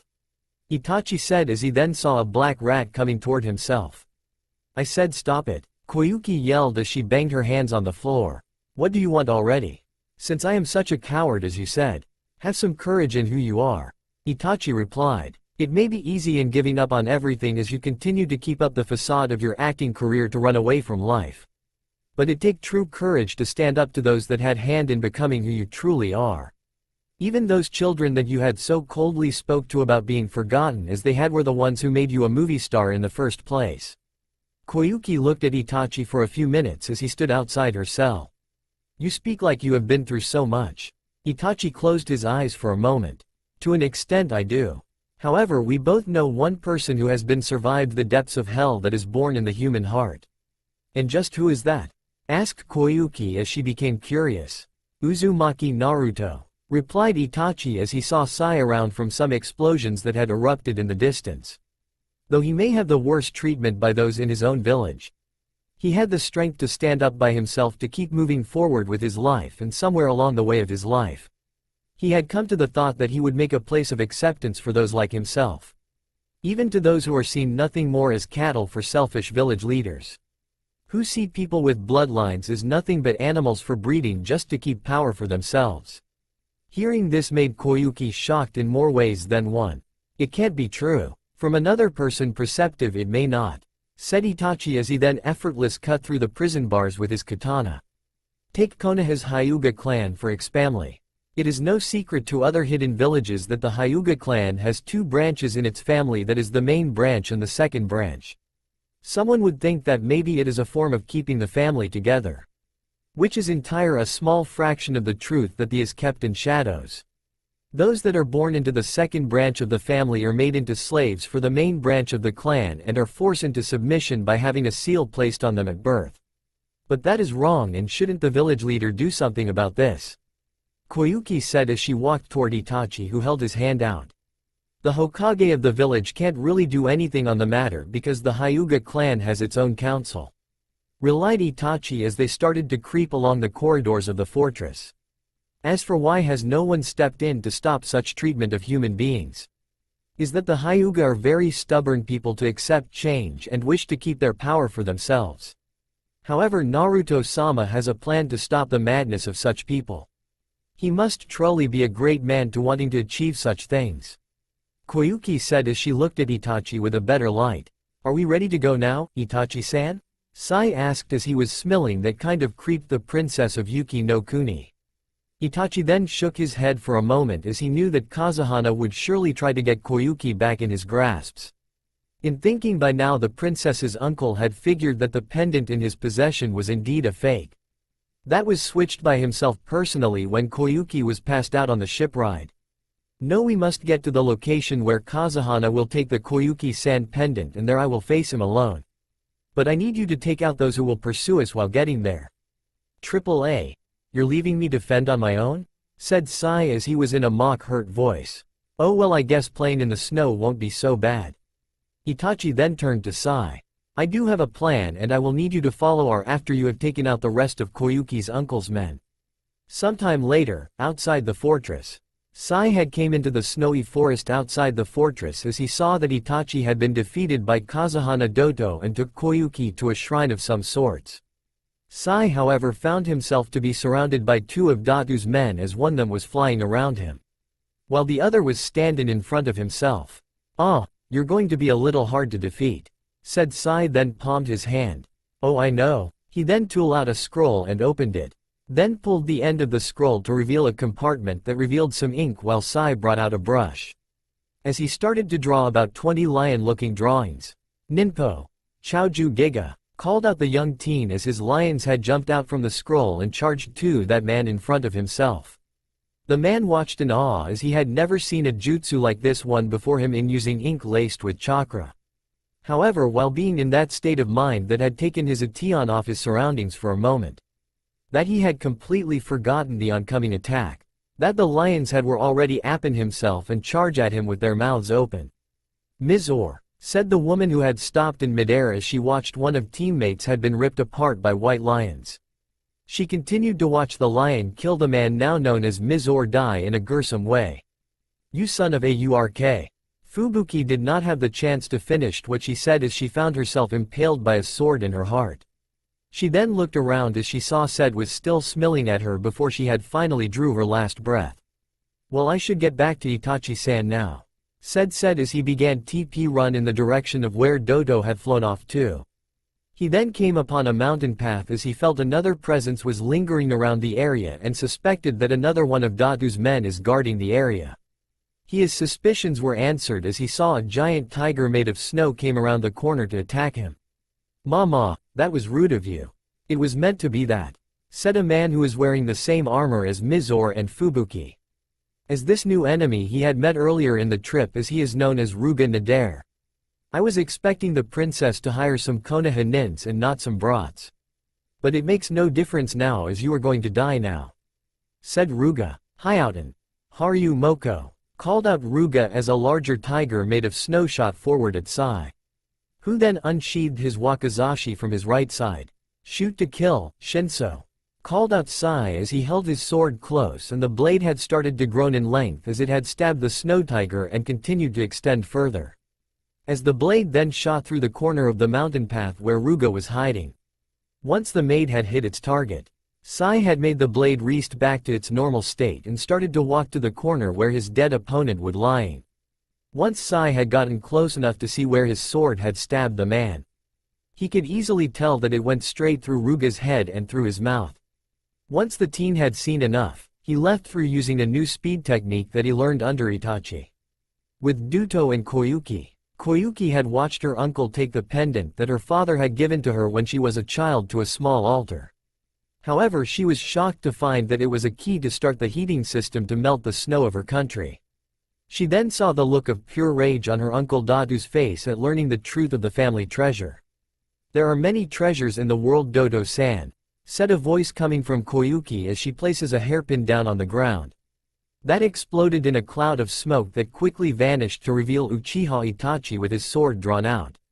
However, some of those treasures are not always things that are material value and are worth more than money, said Itachi as he stepped close to Dodo before he could even blink. Itachi then used this opening as she slashed his sword upward diagonally left in cutting Datu's armor open. As he then followed up with a kick on the man's chest in making Dodo cough up some blood from the blow. Itachi then saw Dodo was knocked back about 50 yards away from himself and saw the man getting ready to use a jutsu to attack. The Sharingan wielder then sighed as he pointed his finger toward Duto as he began to collect energy. Koyuki, who was watching the battle from behind Itachi, knew what the man was going to do, as she had seen the attack beforehand back in Hai no Kuni, when they first met Itachi, who was with Naruto in displaying his power. She then was pulled from her thoughts as she saw her uncle used a jutsu that shot black dragons from both his arms and started to race at the Uchiha. While Itachi himself did not look to be bothered in the least bit of the attack that was coming at himself. "Sero," Itachi said as the same powerful blast shot out toward the dragons and Dodo himself, before obliterating both the jutsu along with the caster in a green blast that cracked the ice on one of the 4 pillars that started to have a rainbow light coming from the sun. Once the Sero from Itachi had died down, a projection was shown by one other the heating system pillars to show a child Koyuki talking with her late father. Then it mentioned that she not only wanted to be just a princess, but an actress as well. "That is an aspiring dream to obtain, Koyuki-sama," said a voice from behind as this made everyone including the newly arrived Sai to look behind the princess to show Uzumaki Naruto. Itachi had walked over to his mission charge just as Sai did from the left while Koyuki looked at the blonde. "Hi, it may be a bit difficult to do, but I can't allow myself to be a coward, right?" Koyuki said as she looked at Itachi, who nodded his head after blinking a few times. "Itachi told me that you wish to set some things right in the world we live in." "Indeed, replied Naruto. There are many things that I wish to change in the world so that many do not have to have the need to suffer for others. However, I would like to have your support in making that dream realized. Because I know that I cannot do this alone. Koyuki then extended her hand to Naruto as she smiled at him. You do not need to say any more, Naruto-sama. Because from here on out Yuki no Kuni will support your ideals, starting now. Naruto then took her hand as they shook in agreement as he had secured another ally for himself in the future. Naruto was looking around the village in that they had just saved. The blonde Jinchuriki could only scoff at the Kazuhana Datu's reasoning for wanting material treasure. While he was walking around the village he could sense people with very high power that seemed to be laying dormant within themselves. Which was why he had sent Itachi along with Sai to search for such people in the village. Though his masked face did not show it or could be seen. Naruto found himself to be relaxed in the village of Yuki no Kuni and wondered if they had a tea shop around. After some time of wandering the village, the blonde then finally came to a tea shop. However, just as he was about to walk into the shop he had noticed a girl that was the same age as himself looking desperately inside. From the way her clothes looked and a lack of appropriate sandals. The masked blonde could tell that she was a girl from the streets in search of food. Naruto though walked up to her from behind the girl who had shoulder-length black hair. Are you hungry? Asked Naruto as he startled the girl in making her turn around. Naruto was then found himself looking into dark blue eyes. I said, are you hungry? Repeated the blonde. No, replied the girl as she said quietly while looking on the ground. I was just seeing if I can see what they have that I can buy. Besides, the food here does not look so good at all. However, the moment these words were said her stomach growled as she blushed in embarrassment. Would you like to join me for a meal? Naruto asked kindly. Konoha, council room. Minato was sporting a headache as he was new to being in the council room in the Hokage's seat. People were shouting about the events that had the bloody ice incident was still a fresh wound. However, the new subject that was discovered by the search party he had sent to find the cause of the earthquake. That was just revealed to be or may have been caused by Uchiha Itachi along with his son Naruto. As one of the Inuzuka clan members were a part of the search team. As they picked up the two scents in the area of the blast from the where it looked to was emanated from. However, they also had discovered a few of smells that were not there too and thought a lot on why the actress had never arrived in Konoha. He then came to the thought that, silence, Minato yelled while lacing it with killing intent as it had his desired effect. I have come to the thought that Naruto along with Itachi may have encountered the people who were to come to Konoha to hire us for an escort mission. But now I have come to the assumption that these two must have done something to these people. We should put your son in the bingo book with a capture or kill on sight order. Danzo said as he looked impassive.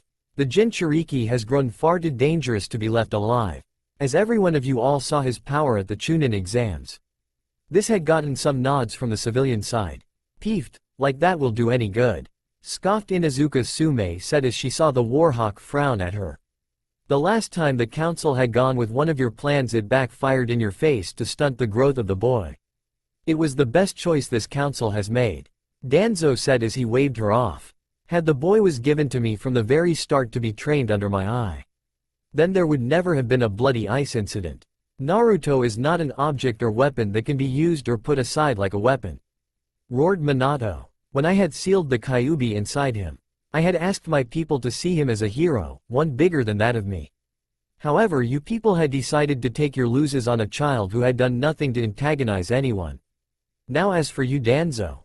Minato then looked the man in his exposed eye with a glare that could match Itachi's Sharingan glare. I would like to know the meaning of your root Enbu still being in use. They are my personal bodyguards. Danzo replied coolly. But we are getting off topic Hokage-san. That is Hokage-sama to you Danzo. Said an angry Sarutobi Hiruzen. But I hate to agree with you in saying that we are very much getting off topic of this meeting.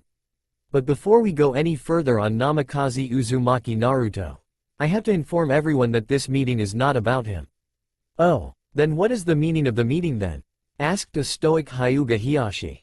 Anbu tell our guest that they can come in now. Said Minato as he saw the Anbu nod his head and vanished. Seconds later a girl came into the room of the council as she carried herself with vigor. We are all here to ask Uchiha Satsuki who was formerly known as Uchiha Sasuke to answer some questions.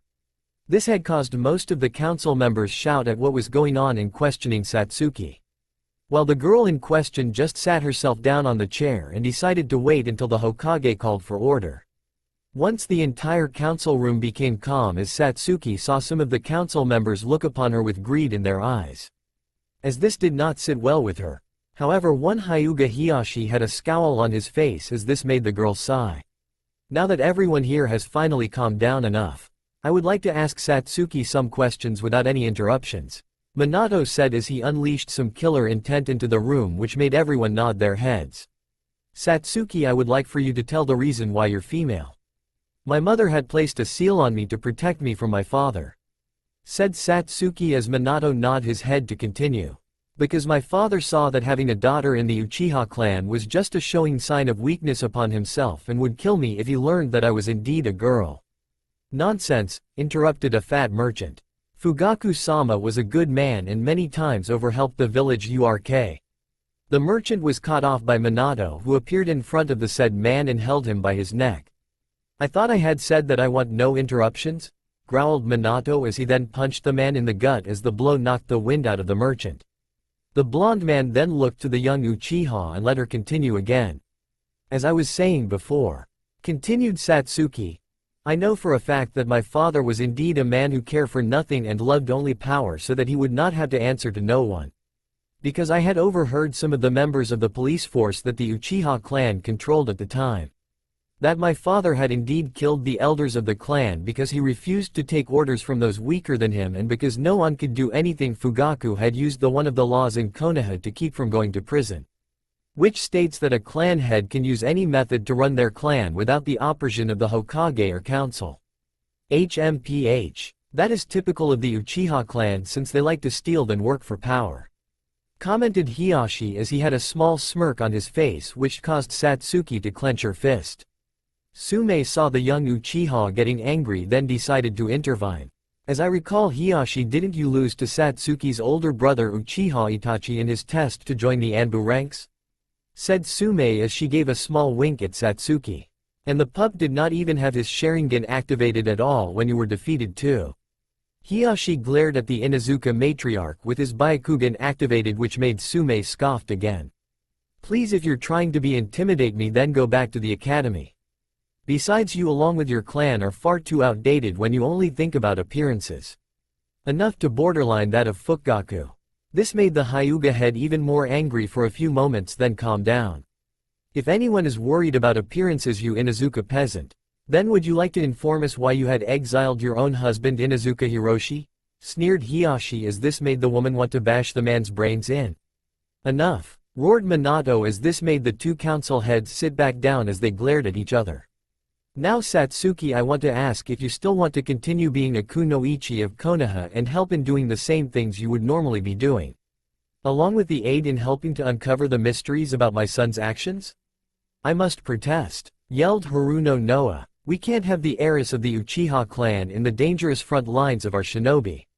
She must be protected from the outside world as well as rebuild the Uchiha clan. I must agree with Councilwoman Haruno, Hokage-sama, said Danzo. We must have her for breeding the new Uchiha clan so that Konoha's power will be back to normal. Though he just wanted to use whatever child Satsuki had to be in his rude Anbu. While Homura and Kaharu nod their head along with the civilians. Tell me this, Tsunade said as she looked lazily to the civilian council from her seat in the Senju clan. Since when was it that the civilian council had a say in either shinobi or clan matters? Asked the blonde while sitting straight up. Troublesome, Shikaku muttered. This last time you civilians got involved in such matters of shinobis was Namikaze Uzumaki Naruto, and look where that had gotten us. The civilians then cringed at what the Nara head said because he was right and tried to glare at the said man. While some people were plotting things for their own favor. Kushina, who was sitting in for the Namikaze clan, had looked over to Satsuki then asked. So what is your answer, Satsuki? I would like to remain a kunoichi along with helping Hokage-sama's second request. Answered Satsuki as she looked at a happy Minato.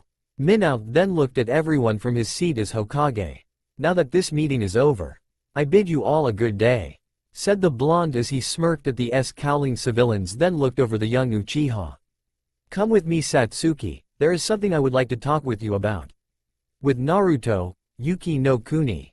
Naruto was now staying with a girl who was eating like she had not eaten in days as she offed down food. All the while Naruto was drinking some jasmine tea while enjoying the girl's antics. In his view, Naruto saw that the girl was very poorly nourished with her body figure that was similar to his own. However, the girl then had stopped eating as she looked to be very full at the time. Then it was in that moment that the blonde had just felt her power that was very much like his own. To which Orochimaru had now dubbed as Ryotsu, since the two felt that this power needed a name. Naruto then had a very pleased smile on his face while sipping his tea once more. I can tell that you do not have a suitable place to call home, do you? Said Naruto as he put his cup down. How did you know? Asked the girl before she looked at her own clothes and blushed with embarrassment of not noticing herself. I would like to know how your life has been up to this moment. Again Naruto asked as the girl started to play with the rim of her torn-sleeved kimono. What is there to tell? She said, then continued on. I was found by some teenagers in an abandoned house crying with no parents and lived on the streets from with other kids like myself.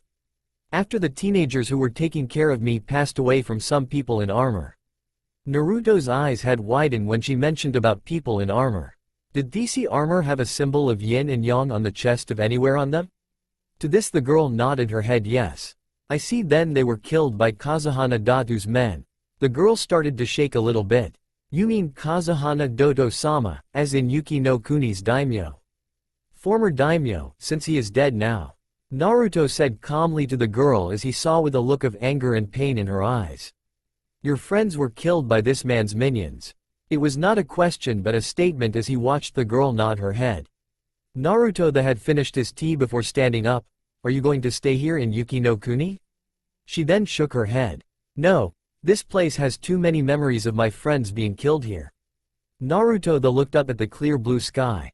Do you want to be stronger where you do not have to see any you care about die again? Asked the blonde as he felt her eyes on him as he turned to his right to look at her. He then pulled out a piece of paper as he handed it to the girl as she looked at it confusingly. I would like you to hold this piece of paper in your hand and think of anything that you like. The focus that thought on this paper, said Naruto. The girl did as she was told by the blonde, then thought for a moment as she began to concentrate hard. After a few seconds of doing this, she felt her hand become a little more colder than normal. She then opened her eyes to see what was wrong with her hand. Only to see a pure white lotus made of snow sitting in her hand. This had caused Naruto to chuckle at what they were seeing in her hand. You have amazing talent, said Naruto. The girl then blushed at the praise she was getting from the blonde. Thank you. Oh, where are my manners? Naruto said as he smiled kindly.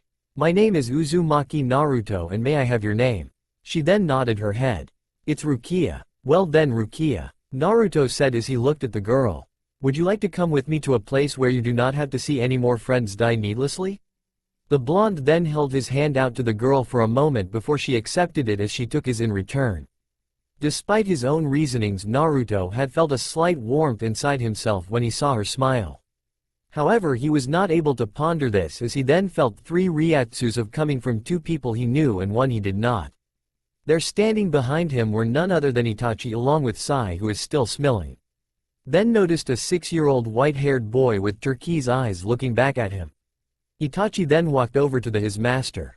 This boy has great ryotsu within himself as it has the power to freeze anything within a certain range of himself. Said the Sharingan wielder. I see. Naruto replied as he walked over to the boy with his every kind smile on his face. Would it be any trouble if I can have your name?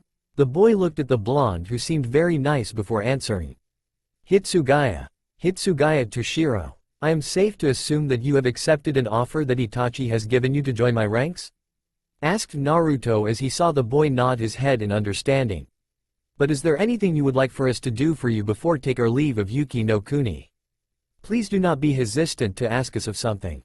Toshiro looked very hesitant for a few moments as he looked in the direction of his home. If it is no trouble, I would like my grandmother to go with me, said Toshiro with a determined look as they made Naruto laugh heartily at the boy. Very well then, Hitsugaya-kun, Naruto said as he looked to his 2 ninjas.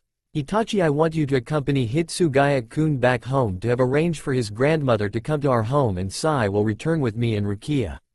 Hi, Itachi and Sai replied. 2 days later, Nami no Kuni.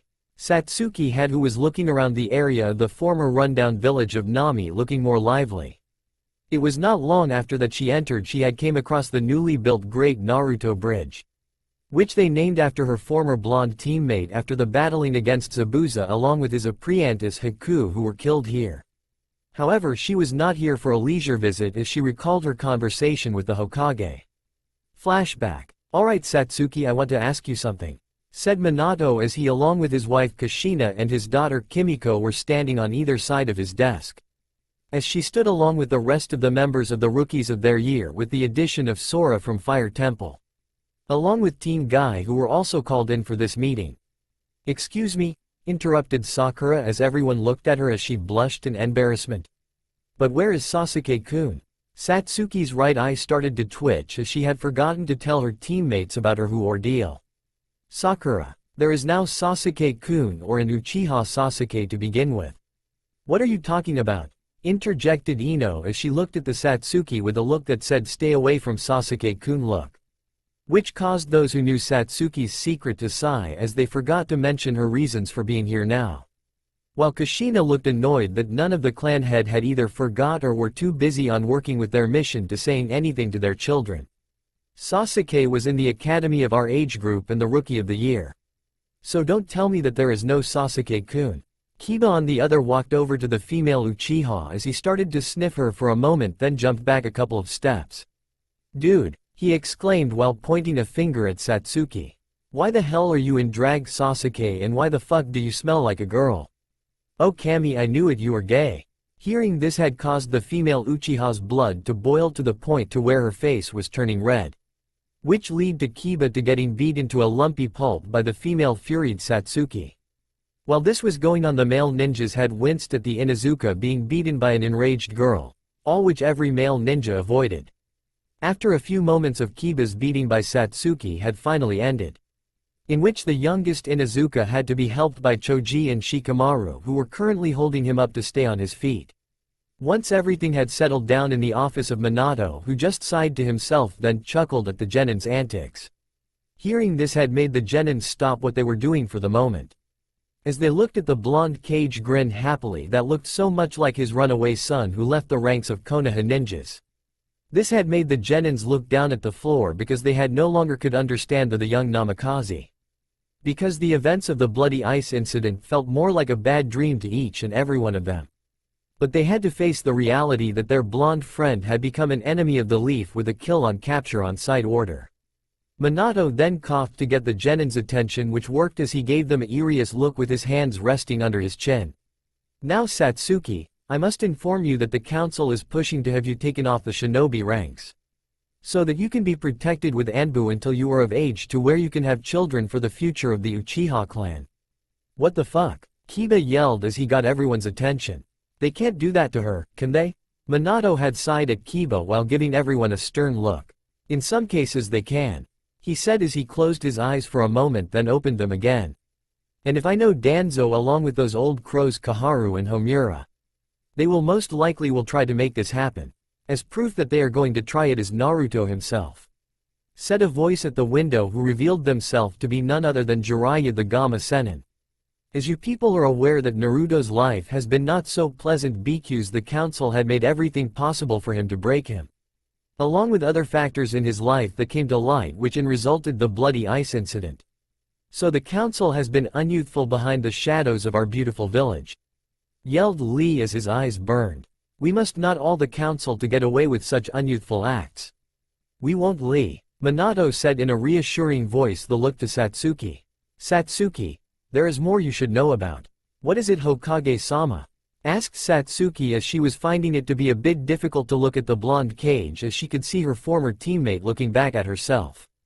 Minato had taken a few deep breaths before looking at the girl. It seems that those Danzo, Kaharu and Homura may have some doing with the Uchiha massacre. But to what involvement, I do not know yet. But I promise you that I will do everything in my power to uncover whatever they had to do with it. So all I can do is ask you is that to be patient.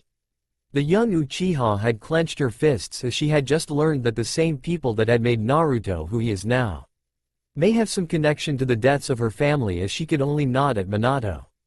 Now Satsuki, can you think of any place where Naruto might have used his skill where he could not have been seen? Asked Minato. Well, I can think of one mission, replied Satsuki. End flashback. So now here she was along with the rest of the new Konoha 12 at Nami no Kuni overlooking the great Naruto bridge. She let a small smile at seeing they had named the bridge after her former teammate. As memories had filled in where she had started to fight Zabuzaza Priantis Haku on the bridge. To her she had jumped in front of the blonde to save his life, and from there she had lost consciousness from the ice senbons impaling her. While the memories of the battle kept repeating in her mind, something had finally clicked in, and it was in the moment where the mist was too thick to see anything of any kind. Along with a scent that she was not able to identify in the battle with Haku. It was here, said Satsuki, which made the rest of the genin look at her. What was here, Satsuki-chan? Asked Hinata as she walked over to the Uchiha girl. Remember what Naruto said in the Chunin finals? Said the Uchiha heiress. Ah, he said that he used his true power without being seen from another's vision. Said Shino as he looked around the area. But those of us that were not involved with the mission to Wave do not know the mission details that only you, Kakashi-sensei and Naruto we in battle. So could you please shed some light on the mission details? Satsuki then went into details of what had happened in her battle with Haku while Kakashi fought against Zabuza. However, they again found themselves with more questions than answers on Naruto's abilities than before. Then Sakura looked at the bridge where the battle had no doubt taken place to see any replace would. Again, only this time she saw that nothing looked to be replaced or anything else that showed a fight. The pink-haired Kunoichi had then started to think that maybe they had never even fought on the bridge in the first place. Sakura's head had shot up from her thoughts as she looked over to her Junin sensei, who nodded his head in understanding as it looked like he thought the same thing. Sakura, could you go to Tazuna's home and ask him some questions about the bridge battle? Kakashi asked while looking in the direction of where he and Naruto buried the former Kiri-nin. Okay, Kakashi-sensei, replied the pink-haired girl. Back in Konoha, Hokage's office. Minato had sighed as he sat back down in his chair after throwing the advisors to the Hokage out of his office for the 5th time again. As they were starting to become more annoying than the paperwork that plagued every Kage's life. Now he started to regret his own words about being Hokage when he was in the academy. Right now, however, it seemed like the 3 outdated fools he kicked out were trying to push him around like they did with Sandame before he returned to the village. While he was sitting in his chair, he looked over some reports that contain his son's records on his life as a civilian. But he was then brought out of this by Kushina, who came bursting into the front door with a fire temple monk. Mina-kun, the fire temple has been destroyed, yelled Kushina as this made her husband stand up from his chair. What? Said the blonde Kage as the door opened to reveal a fire temple monk enter his office looking terrified eyes as he approached the Hokage. Kushina then walked up to the desk that is her husband's. I was walking around the village with Kimiko to get some lunch for you. When this fire temple monk had ran into us saying that the temple was attacked and the other monks were killed. While the strongest monk named Shiriku was nowhere to be found, or rather what was left of them. But the monk that had came to the village was coming back from his journey from the fire daimyo. So when he came back to the temple, he found all the monks with the exception of Chiriku dead on the ground and the temple itself destroyed. Sighs. We are going to have to call a council meeting again, said Minato as some members of the council really pissed him off. I can only guess they are going to blame this on Naruto again or something pointless. Finished Minato as he looked out the window. Well, at the very least you managed to keep Satsuki safe from those old crows, said Kushina. It may not seem like much. Minato started as he looked at the only picture of his son as it was his ninja ID. I just hope that I can do more when I find Naruto and do everything in my power to right my wrongs. With Kakashi along with his fellow Junins looked at the site of the graves, the demon of the mist with Haku on the side. That is to say, the lack of any graves as the copy nin around to see nothing there. Only to come to the conclusion that Naruto must have used a powerful genjutsu to bypass the advanced blood limit of Sharingan. I have found nothing as to look like graves, Kakashi, said Kurenai as she appeared behind the silver-haired Junin as she looked around. If he was this strong to fool Sharingan, then just how strong can his genjutsu be if he used his full power? Thought the genjutsu mistress. Throne room, with Naruto. Naruto was sitting in his marble throne as he looked at his followers who looked at him. As his new additions to his soon-to-be top fighters look at him in awe. Toshiro was wearing something that is similar to Orochimaru's outfit of wearing black with a white haori with the kanji of 10 on the back. With a Nodashi-type sword with a star-like handguard strapped to his back in a green cloth. He then looked to the girl on Toshiro's left as he smiled kindly at the two. While Toshiro was wearing similar clothes to the snake Sanin. Rukia however chose a different outfit that had a similar look to Sai's own style of clothing. But hers were that of a black long sleve shirt that opened a little below her neck and the bottom part of the sleeves had extended a few inches from her hands. While she wore skirt that was a little high above her knees with a katana strapped to her left hip. I forgot what they wear on their feet, so someone please PM me on what they wear please. I trust that you two find your new clothes to be acceptable? Naruto asked as he looked at the two from his throne. He saw Rukia bow at him in respect before Toshiro joined her. This action had made the blonde chuckle a bit when he had walked down to his two new members of his organization. Raise your heads up high so that I can see your faces properly, said the blonde in making the two look up at him as he smiled. Now that I have awakened your hidden powers, I must ask that you to be patient when you are in training with your Zanpakutos before you can go on any missions. Hi Nachuo Dono, said Rukia as she bowed at him again. I understand Naruto-sama, replied Toshiro as he slightly bowed his head. Are you going to be the one teaching us? Naruto then shook his head no for once before looking back at the new recruits. No, I have someone else in mind to teach you Kenjutsu, said Naruto as he looked to Orochimaru as the man himself then looked to one of the shadows of the throne room. Come in now, said Orochimaru as he looked off to the side and there dressed in a smiler white haori with the kanji for 4 on her back. Was a woman with long back hair braided in the front and a long ponytail. While she was dressed like the snake she had on a obi instead of a sash around her waist. The woman had light gentle blue eyes that gave her a mother-like aura about herself. This is Hana Retsu who will be teaching you Kenjutsu until it can become second nature to you. Hana then looked at the blonde as he then felt her eyes on his person. Will my husband be teaching them Kido skills? The blonde had shook his head for a moment. No, I am going to need him along with Hidan to go with me to Mizu no Kuni. However, I will have Itachi here to teach them the skills of Kido. Because I know that Itachi can bring their abilities up to speed within 3 years or 4 tops. I do not mind in teaching them Kido skills Naruto-sama. Itachi started as he was very curious on why his master wanted to go to Kirigakure. But I am curious as to why you want to go to a village that is currently plagued with civil war. Naruto had stood up from his throne as he walked past the Sharingan wielder before stopping without having to look at the team. I wish to draw an Akatsuki nuisance out of the show to slow down their movements by a few years. Before Itachi could say anything, Orochimaru had cut him off. So you wish to get rid of Zetsu of Akatsuki to slow down their Jinchuriki hunt. A very brilliant plan, Naruto-sama. Indeed, said Naruto as he began to walk past everyone in his throne room but had stopped. But there is more to this move than one would think. Because once we lend our aid to the rebel factions of Kirigakure in their civil war, we will have gained another ally for the future when I plan to make Kaitengakure a reality as we gain strength that will exceed Konoha of 4 of the strongest nation. For this plan to work in assuring that the rebel faction are promised victory over the Mizukaji Yagura who is a Jinchuriki like myself. However, letting him live would cause problems as Akatsuki will be searching for him. So you plan on unsealing the demon inside of him to let it wander about from Akatsuki? Orochimaru said as he sounded very impressed with the young Bond's plan.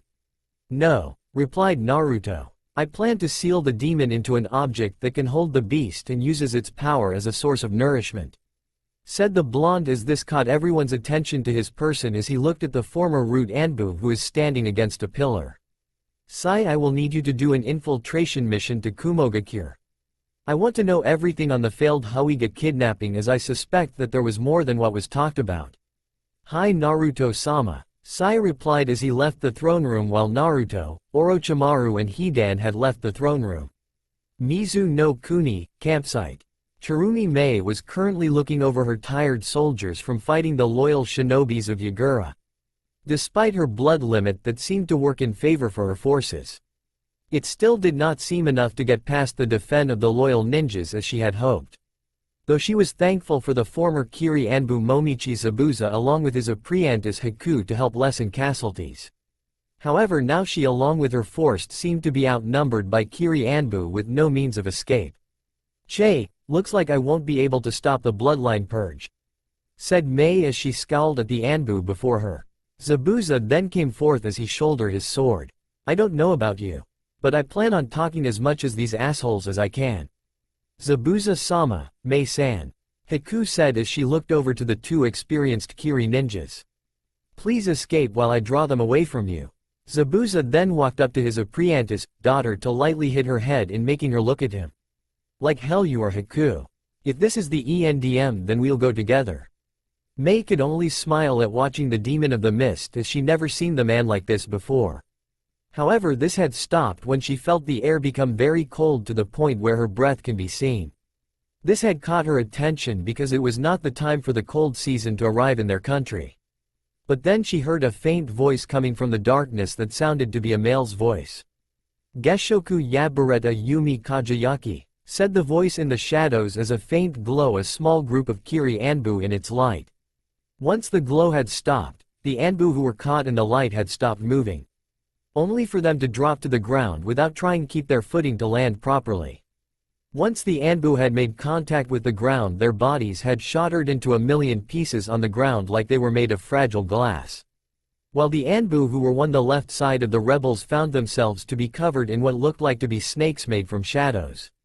Only for the Anbu to be pulled into the shadows themselves by the snakes, and all could be heard was squishing sounds, along with the cries of agony filling the cold air of the campsite.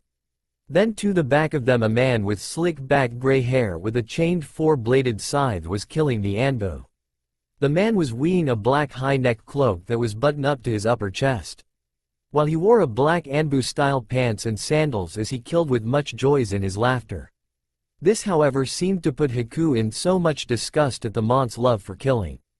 After the Anbu had been taken care of, a figure could be seen in the shadows approaching the Kiri rebels. "It pleases me to see that you are doing just fine, Zabuza-san," said the person as he finally revealed himself to be Uzumaki Naruto. "Me and my allies here wish to lend you our strength to achieve your most noble goal." Zabuza looked at the masked blonde then grinned at him. "Well, for once I am glad to see you, Gaki." Naruto walked over to the rebel ninjas of Kirigakure with his two followers after lowering their weapons, to show that they came to help them with no ill intentions on their behalf. Though the black face mask obscured the eyes of the only living rebel faction at seeing his facial expressions, they were able to see the lining of his lips smiling kindly at them. A woman who looks to be 19 years of age stood in front of the blonde swordsman. This woman, wearing a blue altered battle kimono that is revealing her shoulders and the valley of her breasts.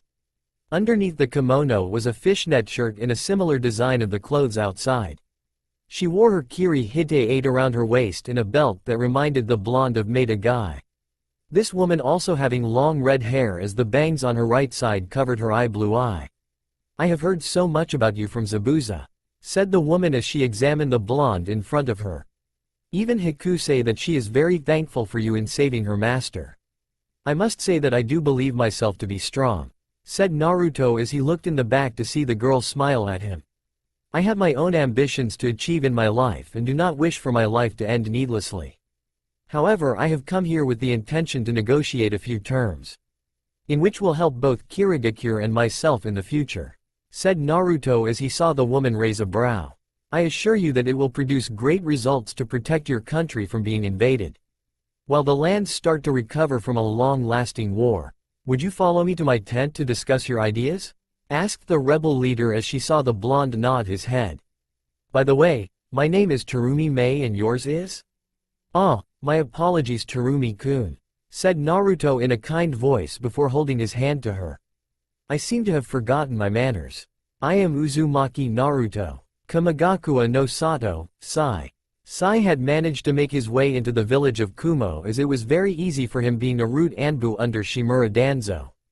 Because once a person has begun training under the Warhawk, their lives were completely erased from the world outside the hidden base. But those that are like Sai, himself were a different case. as he was raised in the hidden grounds of Root and knew no other person except for one person. He had then looked out the window of his hotel room as he saw that it was night time. He then took out a scroll out from his bag as he took out some ink along with a paint brush and started to draw 12 black rats on the paper. Sai did a single hand seal before making the black rats come out of the paper to jump on the floor in front of him. He then gave an order to his creations to infiltrate the Raikage's office through any means they could find. Sai then decided to leave his room to explore the village that is Kumogakure. However, he seemed to find the place pretty boring because people were almost the same in any hidden village. But just then he heard the shouts of people who sounded to be a bit angry. This caught his interest as he walked over to the angry shouts. Only to hear the words of demon whore or demon flith that made his smile falter a little. There stood a light long blonde-haired girl at the age of 17 wearing black shinobi pants with matching sandals. On her waist is a red sash tied as a belt and a gray waist armor over a black skin-tight shirt. This girl did nothing as she allowed the people to throw random objects at her person. Sai watched everything from the side as he also saw the ninjas were also throwing things and calling her the most degrading names anyone could think of. Having enough of seeing this, Sai was about to make his way through the crowd, when a hand stopped him from going further to help the girl. He then turned his attention to the person. Sai came face to face with another light blonde-haired woman who has shoulder-length hair and blue eyes that reminded him of a picture of Yamanaka Inoichi. The woman looked to be the same age as the female Jinchuriki of Kumo. Too lazy to describe these people now, sorry. I wouldn't try to help her if I were you, said the blonde as she gave him a serious look on her face. She is a Jinchuriki, a creature that is not human. The former rude Anbu did not even give the blonde a second glance. Is that so? Said Sai as he looked at the girl. From what I can see, she is bleeding like a human, and from the looks of her, she is having feelings of anger like a human. I must say that is an interesting take on the subject, said the blonde woman with an impressive bustline. To the Sai's smile got a little wider for a moment. But I do wonder who is the true monster, said the former rude Anbu as he walked into the crowd and spoke loud enough for everyone to hear him. The one who is accused of being a monster, or the ones who inflict as much damage on the person? I can only guess what you people have been doing to this woman when she was not able to defend themselves. What would you know, you demon lover? Demanded a villager. This time Sai took his smile down from his face. I can assure that I can think of what people like you have done, he said in a dangerous tone of voice. You people most likely hunted her down like an animal for sport, and once you have captured her, you would do anything to make sure that her place at your own feet, he said as he took a look back to see the woman not liking being in a crowd. And I can assume what you men do to her, as I can clearly see that she is frightened by being surrounded by men from the way she is holding on to herself. To this, some of the men had flinched at the words of Sai because they suspected at what he guessed up in his head, while a few just seemed to grin at the notion of remembering the memory on what they did. While at the same time, the long-haired blonde looked down at her feet. Once the former rude Anbu said his words, he turned around and left the crowd with some people and 4 ninjas to think for themselves. Training area. With Itachi and Unohana 4 days later, Unohana Retsu had started to watch the 2 no students form in Kenjutsu as she walked over to Toshiro. You are doing great for only a few days, Hitsugaya-kun, said Unohana while smiling at white-haired boy, then walked over to Itachi. Do you think that these 2 will be ready for their Kido training, Itachi? She asked. It depends on how they want progress, replied Itachi as he did not take his eyes off the students. However, Toshiro-san is showing great results after a few days. It is most likely that he is venting out his sleeping power through our teachings and shows great control with his swordsmanship, said the eldest Uchiha as he averted his gaze on Rukia. But I would like to have Rukia-san come with me to prepare her Kido training. Unohana then raised an eyebrow at the teen beside her. Do you not think that it is too early for her to start your training? She asked as she saw Itachi shook his head. No, I merely wish to see if my suspicions on training Kido skills will help speed our objectives, replied Itachi as he did not even turn his Sharingan gaze into the woman's eyes. I see your point, she said as she walked ahead a good 5 feet as she called out Rukia. Rukia-san, would you come over here? Rukia then stopped her training with her Bokuten, then sped over to the 2 older people. Am I doing something wrong, Hana-sensei? To this the woman shook her head as she smiled at the former homeless girl. No, in fact this regards to your training, said Hana as she looked Rukia. Itachi-san wants to start your Kido training ahead of schedule. Konoha. Council room. Shimura Danzo sat at the head of the civilian council chamber with Sortobi's 2 advisors with the civilians. We have let the situation regarding the demon go on long enough, Hokage-sama, said Danzo as the civilian council members nod their heads. Because of your close ties to the demon, I have gone over your head and reported to the fire daimyo about the demon, and I hope you will listen to reason in sending hunter nins after it. Because he had grown far too powerful to be left alive. To this Minato did not even give one response as he kept a calm face. Did I hear you just right, Danzo? Said Yondaime as he rested his head on his hands. That you have done something behind the Hokage's back, and knowing that you are treading on enough waters to label you along with those 2 fossils traitors. Because if that is so, then I have enough authority to have you executed. Hearing this, Danzo did not even register the threat of his life being in danger as he let out a small laugh. I believe that my actions will be justified when the fire daimyo hears my side on recent events. Smirked the Warhawk. You have been away from the village along with your family to grasp any glimpse in what that boy is planning, and I believe that fault lies with you on those grounds. Minato then gritted his teeth as he knew that Danzo hit the nail on the head. Because of his own ignorance in believing that the people he had fought to protect would honor his wish. But what he had not factored in was that the pain in the Kyuubi's attack was a day of great pain in the Hidden Leaf village. While he lived happily with his wife in training their daughter away from the enemy's eyes, their son was left behind to suffer the wrath of people who were filled with nothing but hate. At times when he walked around the village by himself, he could actually hear the cries of his son begging for help that went on unheard. Minato then started to stay in Naruto's old apartment as he began to see that a boy who would cry from nightmares would never have the comfort of their parents. In all this, he could only think of one thing. What have I done? Do all you agree with him? Asked Minato, whose voice is laced with untold anger as he saw the civilian council nod their heads. While the shinobi faction disagreed with Danzo, while most of them as Hyuga Hiyashi did not even give an answer, which made the older blonde curious as to why. I decided to change the daimyo looks for this FIC, and I have a pic of them in my profile.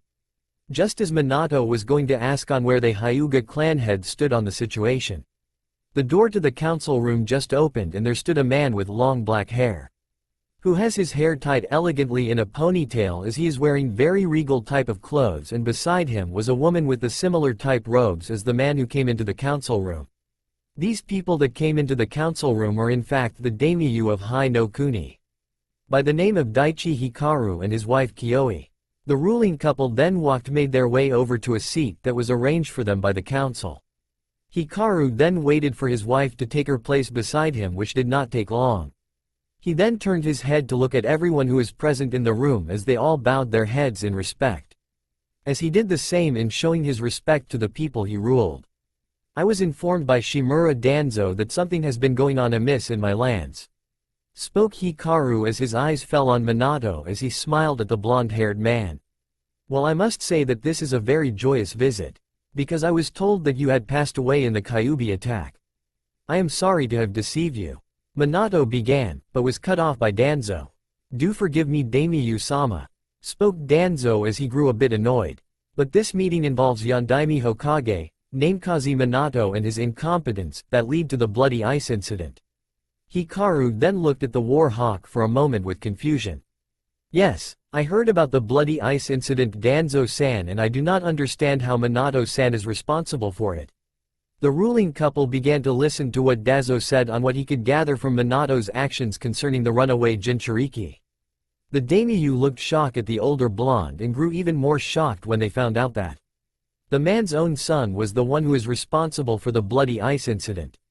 Is this true, Minato-san? Asked Hikaru, who looked at the Kiroi Senku as he saw the man look down in shame. So you have left your only child to a pack of wolves, spoke Kioi as she looked at the blonde man with anger. I cannot believe a man as gifted as you would do such a thing. I must say that I am very disappointed in you and find myself agreeing with Danzo-san, she said as she saw the man let out a pleased smile. May I be allowed to speak? Finally spoke Hiyashi as he caught everyone's attention. To this Hikaru nodded his head for a moment. Yes, you may Hiyashi Dono. Thank you Daimyo-sama, said the Hyuga head. I know that this is not in my place on placing the blame on anyone. But I find that everyone from the civilian council to the elders including Sandaime Hokage who are at fault. This caused everyone to yell at the Hyuga head because of his words. Would you care to explain why you believe this to be? Asked Kiyoi as she was very eager to know why. I generally believe that if we were told that Uzumaki Naruto was in fact Yondaime's son. He began as he kept a calm face. That there would not have been a bloody ice incident. Because out of fear of the Kyuubi no Kitsune, the civilians along with the elders made it possible for Naruto live like any normal boy. By raising their price on food when he went to buy food at the stores that would allow him to shop. While most would not allow him to stay inside their establishments and was forced to eat at any food stands that allowed him to eat. If Sandaime had informed the clan heads of the boy's true lineage, then I am sure that we would have taken better care of the boy within our homes, than living on his own in apartment. I thought it would be best that Naruto would be well protected if he kept his mother's name, instead of his father. Defended Sarutobi as he did not think he was at fault. I was planning on telling Naruto. When he either turned 16 or became a Chunin. I seriously doubt that he would be able to make Chunin. Argued Hiyashi as he looked at the retired Hokage. I know very well that the teacher of the academy did all they could to stunt the boy's growth and they have failed in their attempts. Which was proved in the bloody ice incident as he has indeed grown far too strong under everyone's sight. There was in fact only one among the teachers who did all he could to help Yondaime's son. Who? Asked Hikaru. Amino Iruka, replied Hiyashi. He is an academy teacher who then looked past the boy's condition. This has no relevance to our current matter Hyuga, snapped Danzo as he grew irritated. I have called the meeting to have our daimyo to approve our choice to put the demon on the bingo book. My son is not a demon you old crow, roared Minato as he wanted to jump from his seat and slit the warhawk's throat. But could not do anything in the presence of the daimyo. Silence, yelled Hikaru as he got everyone's attention as he looked over to Minato. Could you have an Anbu bring this Amino Iruka to the council chambers right away?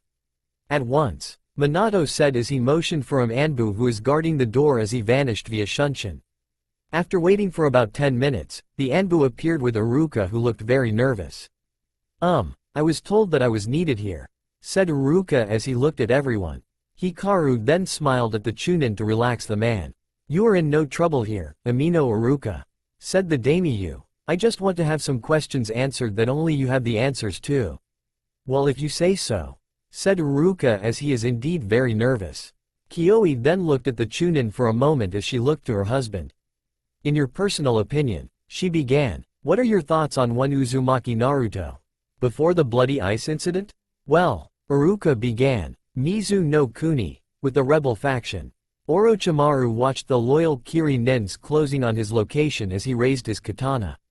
That had a bunch coiling snakes made out of diamond as a handguard with their mouths open and looked like they were trying to devour each other. Before he stabbed the entire blade of the sword on the ground as the Kiri Nins surrounded him. It seems that your skills at a Sannin were greatly overrated Orochimaru, said a Kiri Nin as he along with a few others getting ready to attack the man. At least that was going to happen when the branches of the trees took a hold of enemy ninjas. Orochimaru did not move as the ninjas began to struggle to get free from their bindings. Overrated you say, taunted the snake Sannin as he smiled a little bite. My Zanpakuto is a rather interesting Waruji Amatsuatome, serpent wisdom, celestial maiden, said Orochimaru, because it allows me to take the environment and use it however I want it to. Just like a snake, I can strike at lightning speeds. Again however, I am not going to allow any of you to report this information to anyone else, so. Elsewhere with Naruto. The rebel faction heard the screams of people in the distance as Naruto looked to Hidan for a moment. As the former Akatsuki member just yawned out of being bored for not fighting anyone. It seems like Orochimaru had completed his mission, said Naruto as he got up from his chair. All we need to do is wait for him to return. Naruto-kun, said a female voice to his left as he saw Haku along with Zabuza. Is there something that is troubling you? Naruto asked kindly as he saw the two rebel members shake their heads no. To this Naruto let out a chuckle at the girl's expense. If that were true, Then you would not have come here to speak with me. To this Haku stepped up to the masked blonde who raised a brow to the demon of the mist. We want to know what you said to Mei. That made her accept your offer. To this Naruto then waved the two former missing nins come closer as he whispered something in their ears. While Hidan just grinned at their shocked reactions of the blonde's negotiation. I hope that it is enough to set your minds at ease. After waiting 30 minutes, Orochimaru made his appearance along with a few loyal Kiri nins behind him. To this Naruto peeked into Mei's tent as he saw the woman reading a map.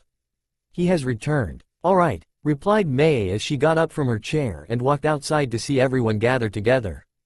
Naruto though walked up to the snake Sannin with Mei to see the man grinning. I trust that you have completed your mission objective and these people are. Hi, Naruto-sama, replied Orochimaru as he licked his lips, then looked to Mei. It is time to use the hidden poison strategy. To this Mei nodded her head in understanding what the snake Sannin said as she turned to her followers. Hear this everyone, she called out as all the rebel nins looked at her. Our battle will finally be coming to an end, where those of us no longer need to live in fear anymore. Because with this plan that our new allies have given me, victory will be assured and we can begin a new era. Now I need everyone here to fight with everything you have in your body. So that we can finally achieve peace. To this Naruto let out a small pleased grin on his face as his plan was to have allies had become a reality. Such foolishness. But they will prove to be the shield in the future. He thought then looked to Hidan as the man nudged him for a moment. The masking weed among the flowers finally sprouted from the ground. Kiri's Jinchuriki will prove to be of some use to me, since he is most like the one to be spied on at the moment. Time skip. Kiri, with Naruto and Utakata. Naruto then looked around the area as he found himself to be alone with the Rokubi Jinchuriki. However, what the two did not know was that they were being watched from the shadows. There are two Jinchurikis here, said the white half, but that is the Kyuubi Jinchuriki that Itachi reported described, replied the black half in his gruff voice. What is the Konoha Jinchuriki doing in Kiri? What are they doing? Naruto then brought his sword up to show Utakata as he looked confused. But Zetsu kept watching the exchange between the two as he could not entirely listen in without giving away his position. However, he then saw the masked blonde had changed the form of his sword as the blade turned snow white and having shards of blue ice spinning around the blade. The planned Akatsuki member then became interested in what the two Jinchurikis were doing at the moment. As a few shards shot out into the air and shattering into a very light mist. Zetsu then came to the conclusion that the blonde's sword has a water-type element to conceal himself from his enemies. Seeing this, the Akatsuki member decided to go report back to his leader on his new discovery. It really is poor manners to spy on someone, said a voice from behind as the plant man turned around to see the masked blonde look at him with cruel-looking eyes. Zetsu of Akatsuki, you will be the first to fall in your group. Because you are too much an annoyance to be overlooked. The white side of Zetsu had split himself from the black half as he jumped at the blonde before looking back to his other half. You must report back to Leader Sama. I am that I cannot allow that, said Naruto as he stabbed the white half of Zetsu in the heart. Gah, said the black haled as he could not understand why he is feeling pain. But how? He said as he looked down at his chest as his eyes widened at what he saw. I separated. What did you do? Demanded the white half as he saw that the bond did not answer him. Tell me, you fucking bra. The black half did not get to finish what he was going to say as his body shattered into countless shards of ice. A dead man has no right to have answers, said Naruto as he walked back to the rebel camp. Now Akatsuki, what will be your next move in this little game of yours? With the loss of your most important piece on your game board? That's all for now. If you want to see next part, then please like this video and subscribe my channel. Thank you.